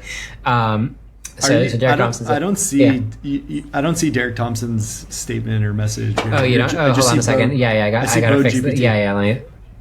Here. He's saying, wow, the AI supply crunch is real. Frontier labs are desperate for compute. Musk has compute capacity, but a meh model. And Anthropic has a fantastic model with weak capacity. I should give the context for this. So actually, this was huge news this week.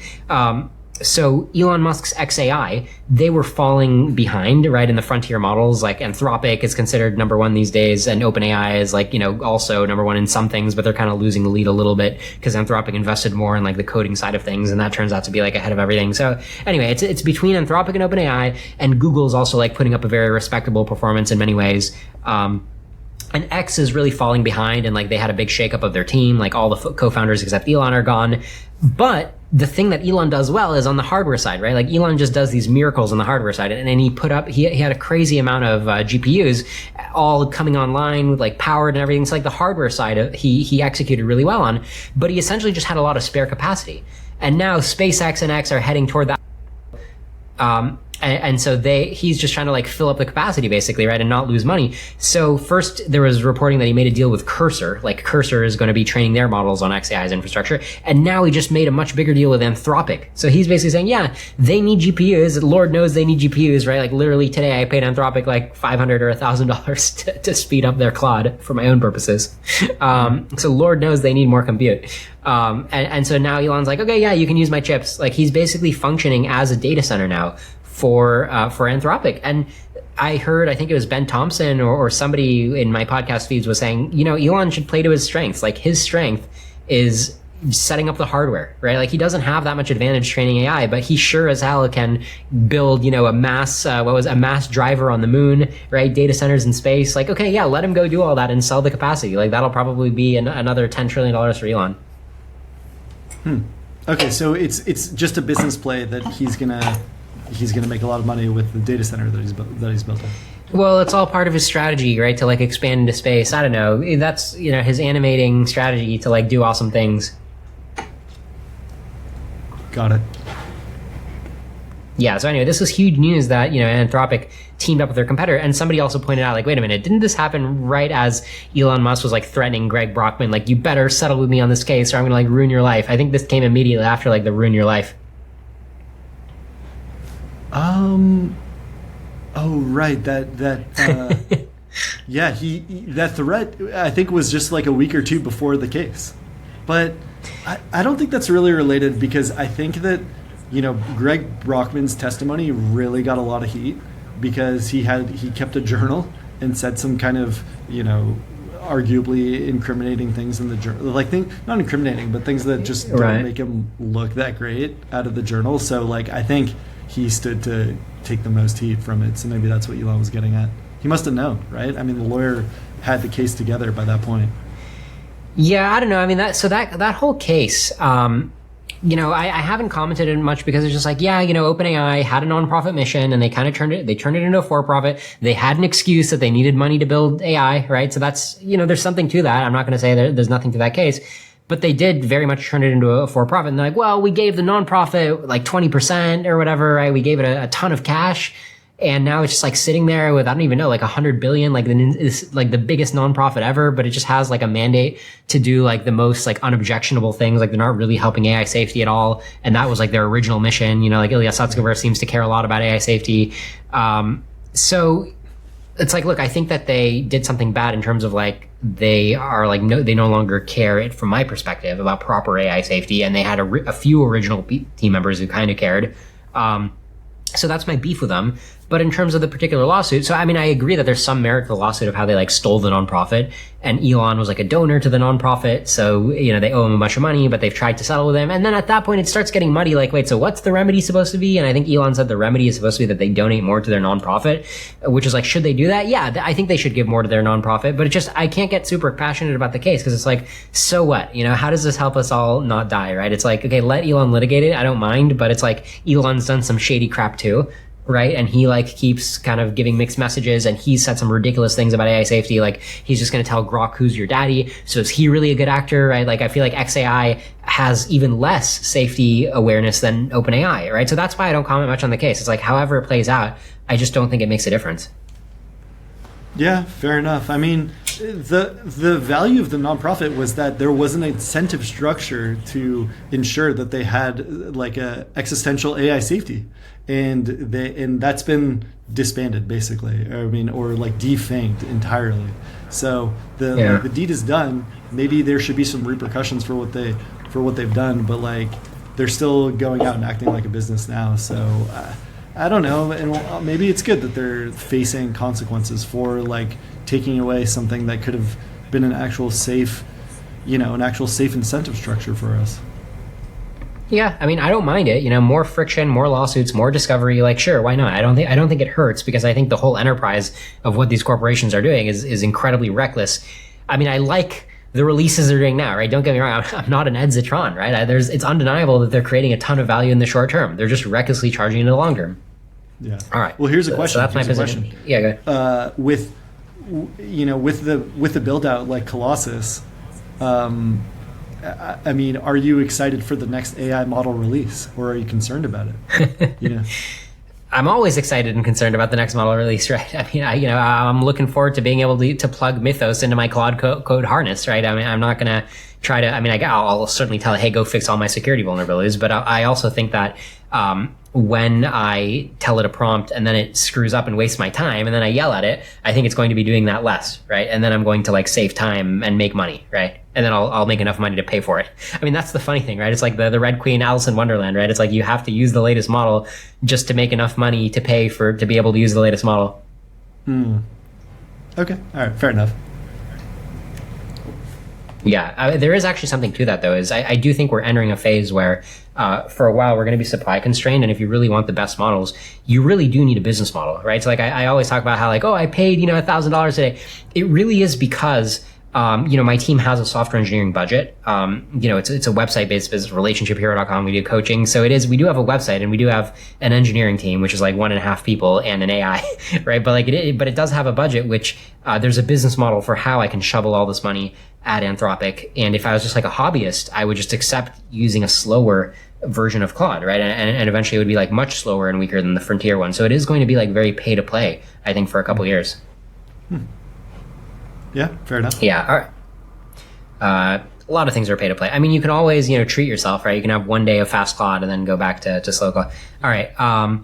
So I thought this was a really funny tweet. Zach Brock, he deservedly got 4K likes for this. He says, "Congrats to Anthropic for defeating Grok in the market and feasting upon the compute of their fallen enemy." Yeah. It's pretty poignant, because it's just like, hey, Grok, you can't get people to come and run your AI. They don't care. They want a better AI. So now I get to come eat your chips, right? Like it's literally like a parasite, right? Like injecting its genetic material in you now. Like, it's a really smart tweet. I mean, to me, isn't it like a money financial situation? Like it's so expensive to make these AI, to do these training runs to create these like AI models that's why XAI. I would imagine that's what's going on with XAI. Right, exactly. So it's just they were both in competition for the user-facing AI agent, right? AI model, whatever. And then Grok lost, but they didn't just lose in, it wasn't just like a standard loss where like maybe they have to like close up shop or whatever. It's literally like, okay, Anthropic now comes in and starts eating their computing time, like their own hardware. Got it. I mean, is this really the death of Grok? Like, I mean, are they not going to be working on the application? Well, knowing Elon, I think he's going to try to catch up. But, it's a compounding advantage situation, right? It's going to get harder and harder. I mean, Elon is somebody who can magically pull time forward by a few months, right? So I'm never going to count on Elon. Like, that's a really strong heuristic. The only thing you can count on Elon, count him out against is super intelligent AI. All right, we got another tweet here. Lisan Al-Ghaib. I don't know who this person is, but he or she has got a good amount of followers, and I've been following them because they've got a lot of good takes. So they say, if you are not long on the entire semiconductor sector, you are unfortunately regarded. I think that means, the other R word. We are in the biggest compute crunch in history where trillion-dollar companies are renting out entire data centers from competitors because they can't find enough compute capacity. This is what I've been telling you guys, okay? I'm not going to go too far into the investment rabbit hole, but I definitely think this is the winning investment thesis right now. And I do think there's still time, even though there's been a lot of, if you look at like SanDisk or whatever, right? It's gone up, 5x in the last 6 months or something, like insane. I still think there's headroom here, guys. Make of that what you will. Yeah. All right. And then this is weird. Ori, this is up your alley. You like the dramas. Did you see the drama about how people think that Elon is logging into his mom's account on Twitter? Yes, I did see that, and it was confusing enough for me. I'm like, I can't tell what to make of this. Yeah, I don't know. It's just funny because Twitter has always been. Yeah, see somebody saying, I already thought Elon's mom constantly defending him on Twitter was embarrassing. I didn't even consider that Elon was the one tweeting as his own mom and defending himself, which is maybe the most embarrassing thing I've ever seen. So you accept that? You think that's what's happening? I have no idea. I really don't know. I always also come back to the question of like, how does he have time, right? It's like, how is he doing all this stuff? Right? There must be like 10 Elons. I don't get it. Like, how does he have time to literally log out, log back in, like while managing, Tesla and SpaceX? For real. And he's like an insanely good Diablo player also. Yeah. I know not sleeping is part of it. I don't know. Okay. I had a funny thought today, Ori, which is like, whenever I'm just like, okay, I'll just be like on the toilet, just check my stock. Again, that's time that Elon would somehow be like in a meeting, right? Like joining a board meeting for one of his companies, right? He'd be using that time productively. And I'm saying like, okay, was I kind of out of it today and having a relatively unproductive day? Yes, but my stocks, you see, because I didn't draw down my own savings and because I was putting them in equities so that companies could use them to buy chips, I actually helped the economy so much that I deserve a day's pay. Just the fact that my capital was appreciating because the companies were productively using it. So I should pat myself on the back. There you go. Yeah. Okay, so right. why go to work when you can just buy equities and have companies buy chips? Also, Another funny story is I was chilling with my 6-year-old and I was telling him about like the most valuable companies because he's heard of Elon Musk before and we've got a Tesla Model X discontinued now. And he was like, what does the most valuable company do? I was like, well, you know about Apple and you know about Google because we have a Google Home device. So he says, hey, Google, and talks to it. And I was like, well, there's this company, NVIDIA. And he's like, what do they make? And I was like, they make like chips. And he's like, chips? Because he's thinking about like, laser. I'm like, yeah, not potato chips. It's kind of funny. All right. Hey, everybody needs chips. Right. I just got a message from a little birdie who told me that Destiny right now is talking about data centers and is it is bearish on them. Apparently, they're like trying to make sense of it. That his guest is skeptical that job loss is a real threat. Yeah, well, if they want to come have a debate, I'm happy to host. Well.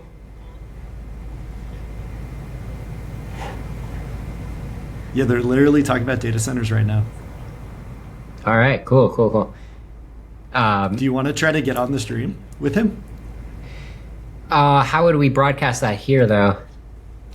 I don't know. I'm not sure. Yeah, I mean, just look, message. I mean, We can always just do it later. I mean, there's no urgency to it. I mean, whatever you recommend. Yeah, that's true. But it's just interesting that they're talking about it now. And I don't know like how it works, but I feel. But my understanding is he just takes people on his streams all the time. Okay, well, I mean, we've got a few other points to get through on this stream, so I don't know. I'm leaning toward doing that. Okay, all right. I'll try to message him or something, and we'll see if we can make it happen. Yeah. All right. Okay. Yeah. I mean, I guess if he personally wants to talk to me right now, I guess I'll say yeah. But I just think it can wait. Right. This isn't the ideal time. Okay. And if he does do that, then I guess I'll try to stream it, but I don't think it'll work. So we'll just end the stream if he wants, and I'll point you guys to Destiny stream if that happens. That's our plan. Okay. All right. So anyway, what was I going to finish my thought here? No, we're just talking about like most valuable companies. All right, let's do this one. This one's really cool. This is a Waymo. It was tweeted by one of the founders of Waymo, or the current CEO. I don't know how far back he got. Dmitry Dolgov. Yeah, co-CEO at Waymo. He says, we recently began serving riders in Austin, and it's great to see the safety benefits of the Waymo driver already playing out. So, I mean, this is just an insane living in the future moment. So here's the Waymo car, here's a random pedestrian, and the pedestrian is like, I think it's like a female riding a scooter, as far as I can tell, and it's just being modeled. Obviously, the Waymo's AI is modeling it as a 3D person with a circle under it, and this is the real person. Okay, watch this. Crazy, right? It's like whenever I'm driving, so I guess if you're just listening on the audio stream, so the person is just like going forward in the right lane on their scooter or whatever, and then the person like slips and just like really kind of falls right into like the right lane of traffic instead of being like in the bike lane kind of curb area, just falls right into traffic. And the Waymo is going pretty fast, but it just like smoothly manages to swerve around the falling pedestrian. And it's pretty clear that a human driver in this situation wouldn't have the reaction time or the confidence, right? I mean, swerving, the Waymo can see, 360-degree vision. The Waymo can see, yeah, I'll just swerve across the double yellow line. Like, I'm not going to hit traffic if I do that. Like, that's a safe move for me. And this is why you hear that Waymo. Unbelievable. Yeah, why it has the 10%, it kills 10% as many people as humans do. Wow. Yeah. For a driver... thanks for replaying it. Yeah, for a driver to have missed that, they'd really have to be alert. Totally. And, I'm thinking about that. I'm not saying I'm a particularly good driver. I'm like average at best, to be honest. When I'm driving and I see somebody like that on the side of the road, my brain is always trying to remind me of like, hey, they look like they're on a straight trajectory right now, but it's technically pretty easy for them to, for whatever reason, kind of get out on the road. And I see other drivers and they're just like, it's very common for drivers to just like to act like they deserve to treat the person as being in like a lane, right? So they just like will slam on the gas and like go past people pretty fast. And I'm like, don't you think you have to plan for the eventuality of this person potentially like going, in a different trajectory? I don't know, right? But then this Waymo car is like totally on the same page of like, yeah, we should be prepared for the person to do that. Yeah, totally. And it's instances like this which I think reinforce the thesis of like, wow, look at how powerful intelligence is, right? It's like people are like, a common refrain is like, oh, when people experience AI, they're going to be scared of it. But you see stuff like this, and then you're like, the obvious move is to adopt this kind of technology. That's the incentive is to adopt it. Yeah, I agree. I mean, if you listen to me on the Warning Shots podcast, right, I'm always saying, well, it's really good in the short term until it gets super intelligent. Let's do another tab share here. A couple more items here in the news desk. All right, we did this one.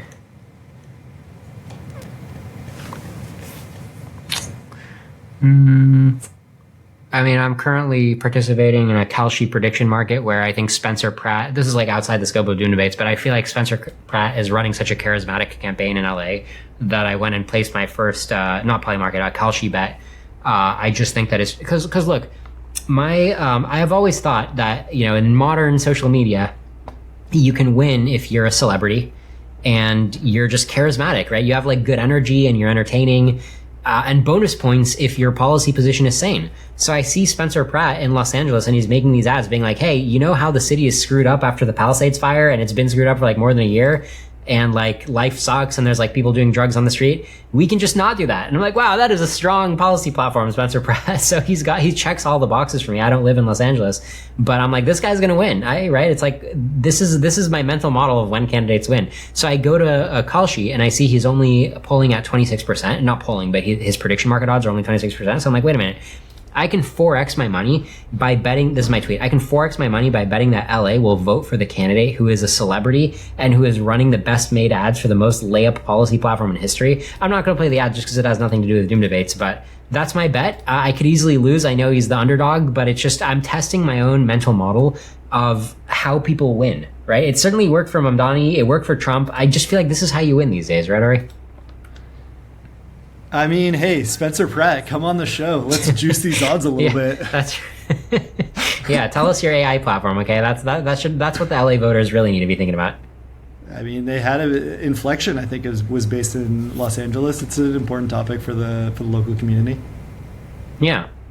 All right, so that brings us to our current stream. So I'm going to announce, for those of you who aren't aware, and somebody actually asked us in the comments, or somebody asked about a round 2 with Mike Israetel. So I just want to pump you guys up that next week we're going to be dropping round 2 of Doom Debates with Mike Israetel. And we have it recorded, and just want to let you guys know it's an amazing episode. We really pick up where we left off on round 1. And Mike is game as usual. He's always good vibe, good talker. And we definitely hit on a lot of different points. And when you hear the debate, I want you to think about what Eliezer wrote about Murphy's Law, right? This idea that like something is going to go wrong.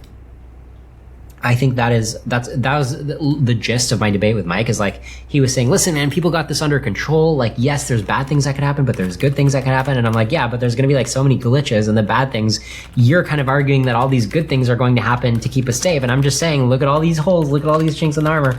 And if he's like, you know what, you're right, Liron, I will give you a 5% chance of being right. But that wasn't his position. His P-Doom was like way less than 1%. So that's really where he and I disagree, is like, I'm not saying P-Doom is 100%. I'm just saying it's clearly more than 1%. And he disagreed with that. So stay tuned for the debate. I think you guys are going to enjoy it.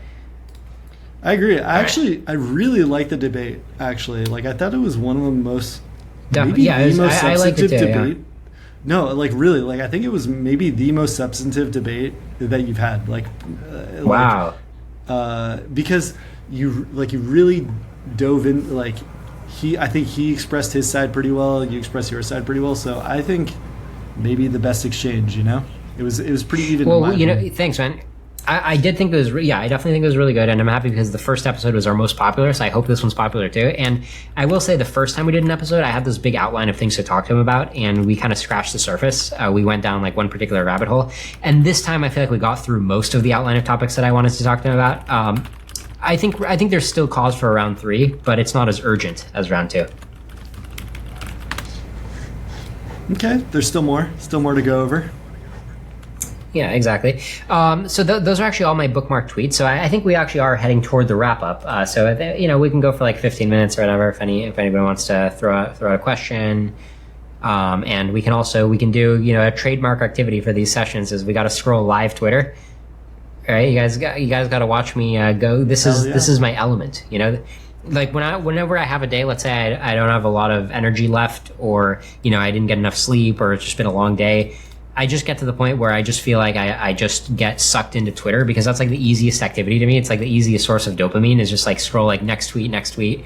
And it feels like that's where I'm like drawn to, because it feels like something's happening, even though it's like totally lazy and unproductive.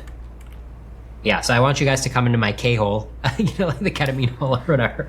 Like, come into like the hamster eating the pellets or whatever, the wire heading. Yeah, okay. And unless there's something else that we forgot to do. I mean, we've already done well, because we wanted to review the YouTube comments on the previous debates. We wanted to review the bookmark tweets. So I think we're good. I think we can do the live tweeting experience, live Twitter reading experience. Here we go. For sure. All right, one sec.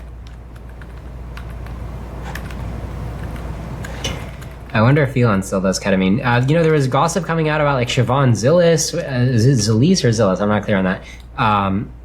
and she was like Elon's, I don't even know, chief of staff or something, and then she was affiliated with OpenAI, but then she knew that they were like that Elon was going to be a competitor, so that's why she had to resign from OpenAI. Anyway, oh, and actually one thing, I didn't bookmark this, but did you guys see like the IM messages between like Mira Murati and Sam Altman? Crazy stuff. When Sam was saying, I think there was like a meme saying where Mira like texts him and she's like, directionally very bad. I think his question was like, directionally, how's it going? She's like, directionally very bad. So I encourage you guys to go look up that meme. All right, here we go. Live tweets.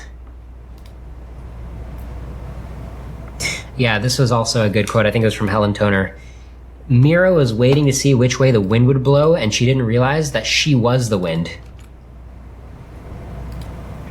I don't know. I thought that was weak. It was a great quote. It's a like fascinating drama, but like, come on. Like 750 I think people. it makes sense. I think Mira could have decided which way things were going to go. If Mira was like, Sam needs to get out, I'm not compromising, I think Sam would have been out. No way, dude. She was the win. 750 people, like almost everyone at the company basically like signed this position, like we want Sam back. Yeah, but that happened after Mira didn't take a stand. She had a window of opportunity to take a stand and be the wind. Okay, that window of opportunity, I mean, like, you're right, she could have swayed it a little bit, but that window of opportunity was like 3 hours, you know? Like, after 3 hours, everyone was on Team Sam. Yeah, I mean, another highlight from those texts is she called Emmett Shear. She's like, hey, they got this rando from Twitch coming in. And then Sam was like, Emmett, question mark? They don't waste words, I'll give them that. Well, I mean, in their defense, like, clearly they're on calls and, like, just texting, like, the bare bones to communicate things. Yeah. I mean, that's you know, that's how successful people text. Okay, is you don't waste words at all. Let's see. Okay, Peter Wildeford. This guy's a great follow. He's or something tells me you don't have this guy prominently on your feed, but it's he's like a super forecaster. So when he says stuff's going to happen, it's actually pretty likely to happen. But anyway, this week he's just saying Palo Alto Networks on Mythos. In our testing, 3 weeks of model-assisted analysis matched a full year of manual penetration testing with broader coverage. Yeah, I mean, Mythos is the real deal, right? For those of you who think it's all hype, it's not. Okay, this is my boy Spencer Pratt. You know, you gotta win this. You know, I've got, I could stand. I'm almost gonna make like a 4x return here. Okay, if he wins, so don't let me down. All right, Palantir stuff. You know, Twitter's so good. It's not like I follow any of these Spencer Pratt people, but it's just Twitter knows I've been like slightly obsessed with him today, so that's why it's showing me Spencer Pratt content. This guy Talon is interesting. He's like some kind of AI builder who's kind of on the forefront of things. Let's see. Wake up, baby! It's 2026, and Python skinned Haskell with lean proofs now runs natively on your max graphics card with near CUDA speed and full CPU GPU. Okay, I don't think I have time to like dive into exactly what the hell he means here. What else we got here?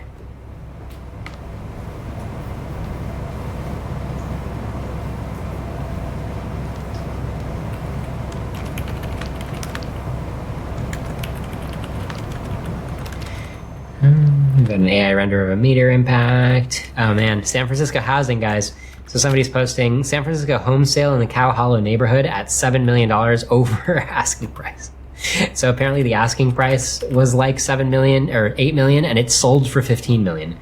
So, you know, 6 bed, 6 bath. It's a big house. It's a big house. $15 million. I can tell you I have a big house in upstate New York, and my house costs, or the equivalent house, let's say, costs about 1/8.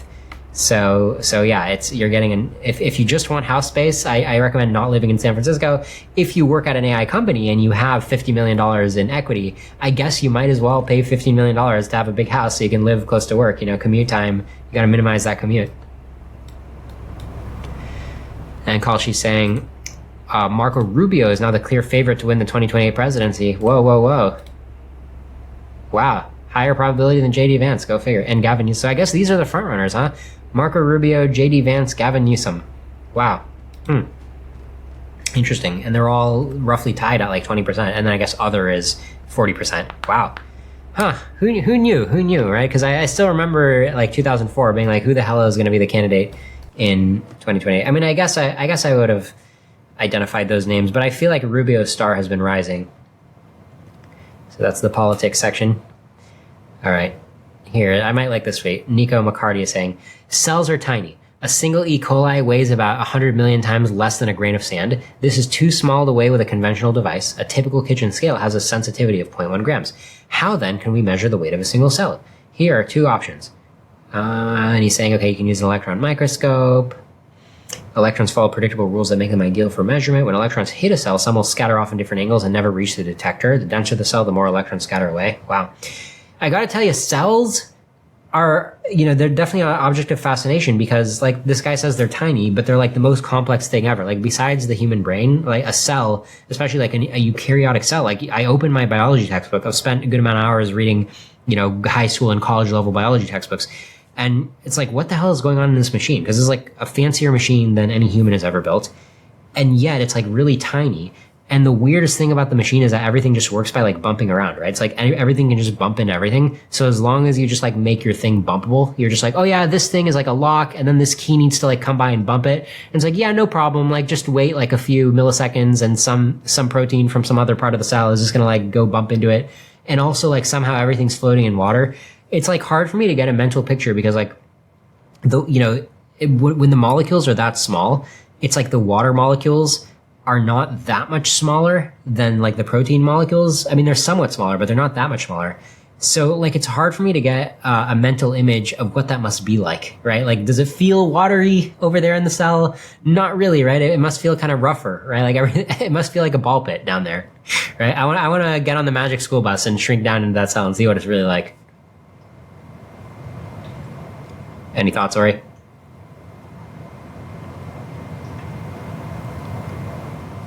Wait, Ori, are you muted? I can't hear you. Oh shit, I was muted. No. Okay. Okay, have you been trying to talk this whole time? No. Okay. All right. I'm telling you, that's definitely one of the things that I hope superintelligence can give us some quality content around of what is going on inside cells. And I don't know what % we understand it these days, right? I think there's a lot of, like, protein interactions of, like, there's a lot of, like, spaghetti code, right? Like, conditions, like, okay, if this and this and this protein are here, right, and the state of the system is like this, then this will happen. But there's, like, a lot of complicated conditional interactions that I think we still don't understand. But yeah, I mean, if somebody knows an expert who can come on the show and dumb it down and tell us, like, what's the latest with cells, right? What do we know about those things? I find that pretty fascinating.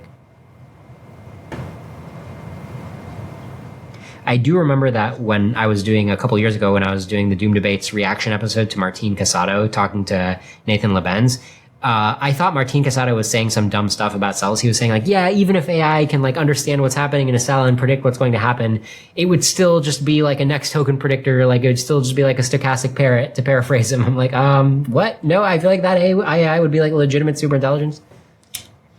Yeah, so go check out that episode. Just search for, like, Doom Debates Martin Casado.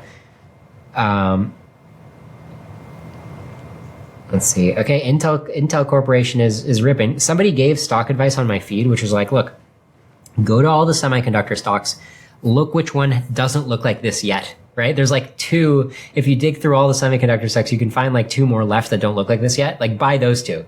I actually haven't gone and found which ones they are. I was too busy, I guess, focusing on Google still. Like, I don't know, not investment advice, but I still think Google has room to run. Yeah, look at this. Anthropic annualized revenue visualize. Yeah, it's like that hockey stick. It's like, yeah, it just goes over to here. It's like, what the F? The other interesting thing people are pointing out is now that Anthropic is, like, people agree it's worth more than $1 trillion now, 1.2 trillion or whatever, right? Heading toward 2 trillion. The funny thing is that, like, Meta, what is Meta worth right now? Also, like, about 2 trillion, right? What is Meta's latest market cap? 1.5 trillion. So Anthropic is like, if you wait a month, Anthropic is going to be worth as much as Meta. But Meta has, like, profit. I mean, Anthropic has gross margin. But Meta has, like, a very strong advertising business, right? They've got, like, a captive audience. They've got, like, the freaking network effect.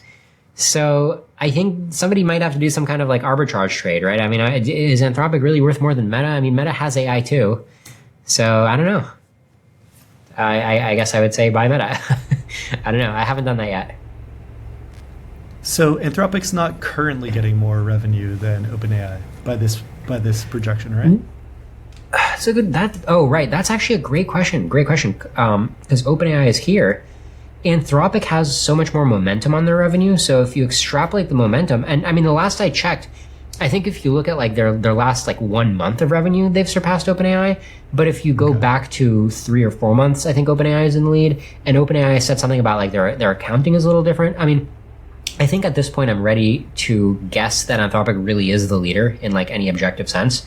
But I wouldn't be super surprised if you tell me that somehow in 2 months OpenAI is still neck and neck with them because like the graphs just like ended up meeting. I wouldn't be super surprised because I'm not following the situation that closely. But I mean, yeah, it is.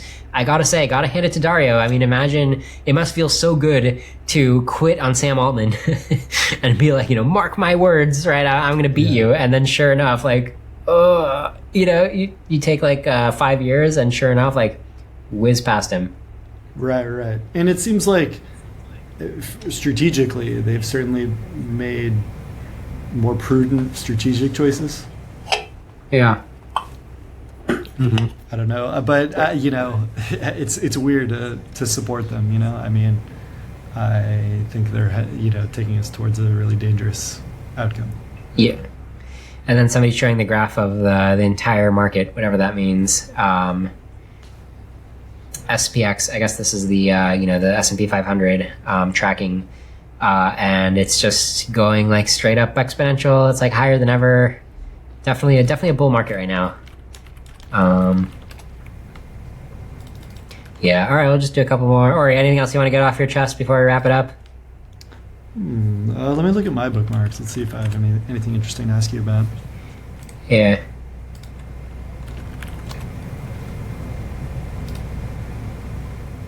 Oh, dude, how about this Palisade research one? That it kind of hit for me when I saw this. I'll message it to you. Did you see the latest research that Palisade Research came out with? I don't think I did, but this reminds me also. I thought I had this bookmark, by the way. I forgot to cover Stephen Byrnes' tweet, which is pretty interesting. But we can do Palisade Research. Okay, yeah, I just DM'd it to you. All right, nice. Here, I'm pulling it up. Let me share the tab. All right, Palisade Research says over the past year. Yeah, go ahead. By the way, a random connection is, Pacific Palisades was that area that got burned down that Spencer Pratt is now running on. Like, why is this area still screwed up? Like, it shouldn't have been burned down. We should have been able to rebuild it. But this is unaffiliated to that. This is a separate topic, Palisade Research. But it is connected with what we talked about earlier about things going out of control. Irretrievable. Right, exactly, yeah. Irretrievable forest fire. Okay. Over the past year, AI agents have learned how to self-replicate. In our test environment, an agent hacks a remote computer and copies itself onto it. Each copy then hacks more computers, forming a chain. Okay. I mean, so I don't know. I mean, well, look at the visualization that it comes with. Yeah, let's look at the visualization. I mean, the fact that they know how to self-replicate. I mean, I'm not sure which. I would have to understand what's surprising about this, right? Because if you ask an AI, hey, write a copy of yourself. Yeah. Okay. I'm looking at the visualization. Okay, yeah, they're spreading. I mean, we know that AI can write code that does virus-like behavior, right? So I'm trying to figure out what's surprising about this. No API to revoke, no single kill switch. I mean, it's the irretrievable. It shows it in a concrete way, and it was one of the few things that I've seen. You see all this research oh wow, AI can do this, blackmails. But looking at that research that they did, it made it hit for me because it happens in a test environment, and they kind of just display how it can spread visual. It's like a concrete example of the irretrievable nature that you were talking about. Yeah, okay, I hear you. I mean, I guess from what I gathered so far from reading a few tweets, I guess they just did the proof of concept, which was inevitable, but somebody went and actually implemented it as a research project, which is okay, take Quen, take this open weight model, and then have it write the code to copy itself. And copy itself doesn't just mean copy a tiny script. It means copy the entire weights of the model somewhere, right? So do a big, transfer multiple gigabytes or whatever, right, to some other server, right? Provision the AWS instance or however you want to get to India, right? Piggyback on an existing data center, send the however many gigabytes of Quen weights there, and then start it up, right? Control it, do the ops side of it. So maybe that's what they're saying is yep, we just had the AI do it all. It didn't mess up. It's doing the entire life cycle is what they're saying. Yeah, I mean, the reason it makes me queasy is this could already have happened. right? Yeah. Well, I mean, again, the thing that's keeping us safe is just the fact that at some point, like these AIs, for whatever reason, right, their time horizon, like, okay, they'll do something for an hour and then they'll be like, oops, made a mistake. I'm not really noticing my own mistake, right? At some point, they aren't super robust, and like humans, for whatever reason, can carry on things longer, right? Like it's kind of like this secret sauce that I don't feel like I understand, right? It's like but that's what keeps us safe. So the fact that they can copy themselves to other data centers, that's not suddenly making us significantly less safe, because we know that a human NSA, right, a human security expert can still be more robust, and that's what's going to let the human ultimately go shut them down. Plus, they don't have that many tentacles into the physical world. They're not master manipulators yet, right? So they don't have an army of humans working for them yet. I mean, those are the things that make me feel safe and not too scared when I see them copying themselves. Okay, all right, fair enough. I guess it just shows that, remember there was some like research that someone did on Less Wrong, and they found that they were like, I think the AI is spreading memes in people. Like it's telling, like people talk to AI a lot, and then they feel compelled to like share these weird ass messages on social media that the AI is encouraging them to share. And like maybe this is the AI meme spreading itself, and it's like, okay, that was weird. So I guess this is like an AI psychosis level problem. It's like it is a harm. It's smaller scale than the big one. Yeah. I mean, I agree. It's a proof of concept, and things are only going to, each of these proofs of concept is only going to get more intense, right? So it's copied itself a few times. Well, soon we're going to see one copying itself like all over the place. It's going to see it copying yourself into your own undefended Mac. Exactly. Right, Yeah. Yeah. That's why the meme, it was like the Less Wrong meme was weird. And this is, this proof of concept made me think like, oh shit, there might be some serious AI viruses out there. Yeah, there might. I mean, I definitely think. I've said this on Warning Shots, which is like, I do think there will be successful hacks, and they'll have like noticeable consequences. I'm not inferring anything about the long-term end game yet. I think the long-term end game is AI is robustly super intelligent, right? It's less interesting to me to be like, oh, it's not robustly super intelligent, but it has like these other powers. What's going to happen? What's going to ultimately happen is that humans can probably prevail, right? Like it's all just about the robust super intelligence in my mind. But you are still preparing. You've become a prepper. Not really. My only prep is like, let's just make sure that we're stocked with, a month of provisions, basically. Dude, a month is a long time. That's a month of provisions is not that much. It's just like, I mean, we have a pantry. If you have a pantry and a fridge and a freezer, right, then you probably have a month of provisions you can survive on. What are you going to do without the internet for a month? Well, I don't think I can survive. You're right. I mean, it'll be a self-inflicted suicide, yeah. Okay. Okay, new place to frown is saying without power. Okay, well, listen, back in COVID, okay, I bought a bunch of dried food, like bags of dried food, where as long as I can have water, I gotta go. I mean, we have a pool, okay, so that's chlorine. So I gotta get more water stored, okay? So I'm not fully done with my survival plan here. Yeah, more water, yeah. Yeah, astronaut diet. Yeah, exactly. All right, so we'll close it out on Stephen Byrnes. Here, I'll share my screen again. One sec. Stephen Byrnes, friend of the show. I hope he comes back because it was one of the most popular episodes, which made me really pleased because it was kind of an in-the-weeds episode. And I don't feel like he's that well-known, right, because he hasn't done that many media appearances. And yet the episode that we did with him was one of our most popular episodes. So I like to think people are just like, wow, this guy has like content that we have to hear, and they're not wrong. So that's great. It's nice when the YouTube algorithm is dovetailing with, quality content. All right. So Stephen Byrnes, he tweets out, there's let me give you some context. So it all started when this guy, Tom Reed, he got retweeted by Dean Ball. So, he has something interesting to say. The good heart singularity was this idea. He's like, automating research and development is not sufficient for superintelligence. And I think he was just making the point about like, there's all these skills that humans have practiced, and practice makes perfect. And the AI is going to need to practice just like us. And it's going to need to collect so much data. And then Stephen Byrnes comes in with his take that I agree with. I don't really agree with the take that they're going to be like blocked by so much data. Like in the short term, sure. In the long term, no. So I think Stephen Byrnes' tweet is worth reading in full. Here we go. He says, there's a funny disconnect in how people think of creating domain general superintelligence. One group of people, including this guy, one group of people think of it as akin to a human growing up. The AI learns more and more about more and more until it knows everything about everything. Other people, including me, think of it as akin to the evolution of humans from our chimp-like ancestors. Someone writes the magic source code, some learning algorithm setup, and bam, that's it. That's the ASI. The ASI doesn't know anything about anything, much less everything about everything, but it can figure things out and get stuff done, just like humans. Remember, billions of humans over thousands of years invented language and science and technology and everything in the $100 trillion global economy, all 100% autonomously and 100% from scratch. No angels were dropping new training data from the heavens. All that came from one human brain design, barely changed from 100,000 years ago. By the same token, many copies of one future AI algorithm could do the same kinds of things, but with superhuman speed, competence, and numbers. And that's what I'm talking about when I talk about creating domain general superintelligence. That magic source code, that learning algorithm setup doesn't exist yet. LLMs can't do that stuff. You know, Stephen Byrnes is a big proponent of saying like LLMs don't have like the final secret sauce of like the generation of AI that's robustly super intelligent. Very interesting perspective. I think that he's probably right, or at least partially right. I don't know if he's fully right, but I think he's partially right. I don't know. That's my best guess about Stephen Byrnes. Like, he's certainly smart enough to deserve to be right. I'll give him that. Okay, so he says, but it's possible. Human brains are an existence proof. You know, it's possible that the magic source code is possible. Presumably future R&D will in fact discover it eventually, for better or worse. I strongly expect for worse, but that's a different topic. Will that R&D be led by humans or by fully autonomous LLMs or by something in between? My money would be on led by humans, because I don't think LLMs will lead to fully autonomous R&D that doesn't suck. The future ASI will be awesome at R&D, but that's irrelevant, chicken and egg, right? So he's saying he thinks humans are going to be in the lead at R&D for a while because he doesn't think LLMs can fully close the loop on R&D.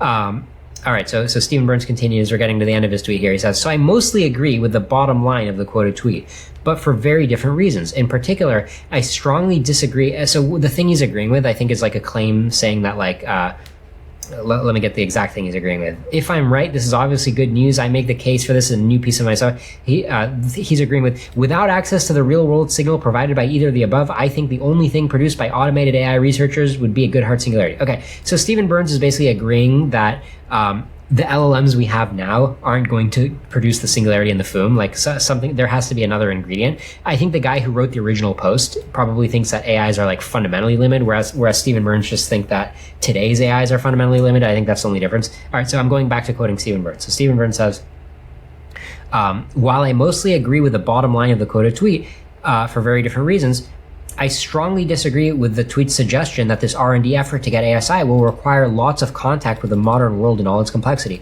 Yeah, sorry to keep interjecting myself, but I also share Stephen Byrnes's intuition or claim that the AI is not going to need to practice that much. Okay, it's this whole idea like practice makes perfect. You're going to have to like go in the job and like learn and train. It's like, no, it's going to just get the principle of the thing. That's my intuition. All right, so Stephen Byrnes continues. Without such contact, it would get stuck from a lack of interesting problems to solve. He disagrees with that. That's true for improving LLMs, but false for the inventing ASI. Okay, so Stephen Byrnes, last paragraph, he says, remember the human brain evolved in Pleistocene Africa, and that's the brain design that we're still using as we go around inventing space travel and nuclear weapons. Or I can hear you typing. Sorry. That's the brain design that we're still using as we go around inventing space travel and nuclear weapons. No question that Pleistocene Africa was full of interesting and difficult problems, but I don't think those problems are fundamentally more interesting or difficult than the problems you can find in the thousands of video games, cooperative VR environments, etc., that researchers, human or AI, can easily access without ever leaving the lab. Right? So it's like, you don't need Pleistocene Africa to train up humans. There's lots of environments that you can use to train up superhuman intelligence or human intelligence. Okay, and then Stephen Byrnes provides this helpful table that I think is worth reviewing, because I looked at it before. I'm like, yep, this is good stuff. So in the the left column, he says AI as we think of it today. And then in the right column, he has the future quote-unquote AGI I'm concerned about. And I talk about this on the show pretty often. I talked about this with Mike Isertel. I told him there's going to be a phase shift coming. So your intuitions about LLMs and their limitations, there's going to be a phase shift. All right, so the first square in the left column, AI as we think of it today, Stephen Byrnes writes, we're imagining a tool that humans use. And then in the right square, the future AGI, we're imagining an agent or team of agents that can figure things out, take initiative, get stuff done, make plans, pivot when the plans fail, find and implement out-of-the-box solutions when it gets stuck, etc. Right? That's the future AI. I think that's correct. Okay, and that then future, that's today. I mean, like, it can well, do that. We're getting there, but Stephen Byrnes thinks that it's still like highly limited. I mean, look, it's very interesting how today it's a very interesting balance, right? I mean, you can look at my life. I always talk about my life using Claude Code, right? It's like I'm always telling it stuff, and yet I still feel like I'm adding a little bit of value. I don't feel like I'm written out of the equation yet. Right. Yeah, so I think Stephen Byrnes thinks that may continue until we get the phase shift. All right, so the next row says, AI as we think of it today. To make AIs better at a task, we need to figure out how to train it better to do that task. That's AI today. AI in the future will be like, we can make it as few as one AGI design, and we're done. Many copies of it can autonomously learn to do everything in the global economy, just as many copies of one human brain design, barely changed since the African savannah, built the global economy from scratch.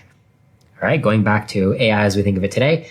Normal sounding discourse, AI in the future, sounds like weird sci-fi stuff. Like Eliezer's nanobots, right? It's like, it's hard to imagine an LLM doing nanobot science, but when you think about the future AI that has the whole learning algorithm, right? The superhuman learning algorithm going, 0 to 100. Maybe it can do nanobots. I claim it can. All right. Next, AI as we think of it today. It's like today's AIs, but better, right? Incremental improvements. And then the future AI, it's like the arrival of a new intelligent species onto our planet. So my own commentary again, I encourage you guys to think about the moment in 2023, when you saw GPT-3, GPT-4, or like whenever you started like noticing, holy crap, right? Like Turing test level AI is here. I encourage you to think about that moment and the update you had to make about the qualitative powers of AI. I claim that there's going to be another qualitative shift. I don't think we're done with qualitative shifts. I think we're going to wake up one day in 2027 or whatever, right? Next year, and be like, oh wow, there's a qualitatively new AI again. Okay, and frankly, I already had one of those moments with Claude Code, right? I mean, anybody who's using agents, I think we crossed that kind of threshold a few months ago, right? The threshold of, oh, okay, it's like a real assistant now. It's weird, the gray dynamic of it. It's not black and white, because you mentioned that, okay, we're gonna wake up, a year from now and see that it's qualitatively different. But I feel like we are seeing the seeds of it, because how about Anthropic and OpenAI? Did they both just release a feature where it's like set a goal, set an outcome, and the agent just does it? So all this agent work people have been doing, it's like, okay, that may go out the window. You just like set a target, be like, make me this thing, and it just does it. It's like you don't even have to babysit it. Right. Yeah, and agents, I mean, the funny thing is, if you, the whole conversation of alignment, right, like how are we going to align AIs, my day-to-day experience, it just never comes up because I tell the agent to do stuff and it just does it, right? Like alignment, and I'm sure there's some scanner being like, wait, did he say to look up, sexually explicit underage material? No, he didn't. Okay, so we're good, right? Like I'm sure that layer is like running behind the scenes, but it still just knows I'm like working on a website. It doesn't know that much about what the website's about, and it'll just do what I say, it's just focused on doing what I say to get the job done. And I think that's most of the infrastructure of the AI we're building, is just getting the job done infrastructure. Okay, yeah. Yeah. All right. And then AI as we think of it today, a couple more rows here. So we think of it today, the latest LLM. In the future, some people say this is where LLMs are heading. Like LLMs are heading toward being like this super general learner. And I think Andrew Critch came on the show and he was of that view like a year ago. He was saying like, yep, there's nothing else needed. Like LLMs are basically intelligence. Like we're fine. I don't see anything missing.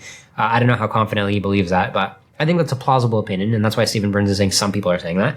And then Stephen Byrnes is saying, this will happen probably within the next couple decades, but via a different AI paradigm, not LLMs. So Stephen Byrnes is kind of an optimist. He thinks we can survive another decade or two before the real superintelligence comes.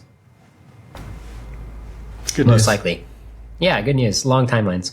And then in parentheses, it says, new AI paradigms can come fast, e.g. LLMs didn't exist at all as recently as 10. Yeah, so I don't think Stephen Byrnes is opposed to the idea that a research paper might drop 2 weeks from now and be like, oh, yep, this is the next architecture. This is the next equivalent of LLMs. We're dead. Yeah, all right. And finally, the last row, AI as we think of it today, we need to worry about bad actors, war, etc., right? Like those are like the biggest threats of like using LLMs. AI in the future, we need to worry about bad actors, war, etc., and we need to worry about people accidentally making AIs which are themselves bad actors, right? And I feel like that's the even bigger threat. Yeah. Right? It's like we don't have to worry about China. The AI will be worse than China, guys.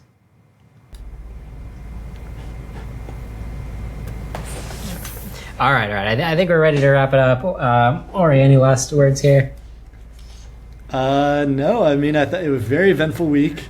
Yeah, totally. And looking forward to another one soon.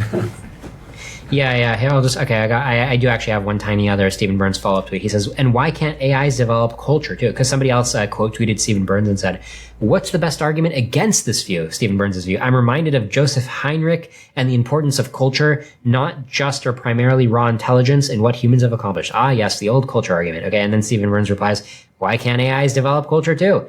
Although interestingly, quote, a collection of 1,000 AIs that cooperate and share culture, unquote, can alternatively be relabeled an AI, right? Just put a box around 1,000 AIs with a culture and just call it an AI. It's just an AI that takes 1,000x more chips to run. It's a bit arbitrary how to draw boundaries here. And I bring this up a lot, right? Like we have this idea of a single organism and the organism evolves. And the organism has all these dependencies on these other organisms. When you have dependencies, then you create the surface area for, social interaction and culture.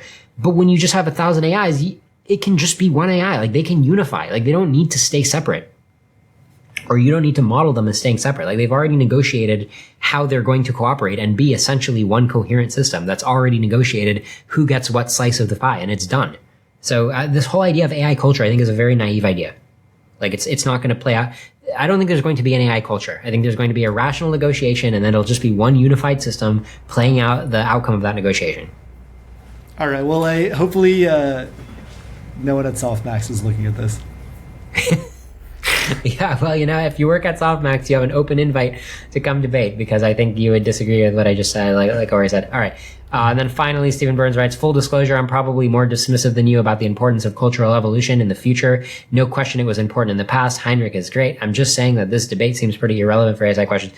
Stephen Byrnes is such a gentleman and a scholar. He's so widely read. He gives everybody their due, but he also manages to be opinionated. Like, he's definitely a one of a kind. Like, to have somebody like that highly informed, smart, original thinker, but then also like super high quality discourse, like neutrally evaluating everything, right? Like very low ego.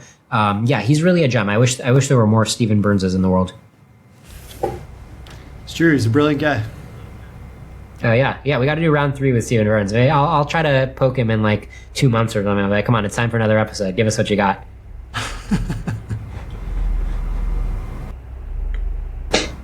Nice. All right, we're gonna wrap it up, guys. I think we'll try it again next week. It's all about being low effort. That's the key to these things. Hopefully you guys enjoyed it, and stay tuned for some bangers that we got coming up next week.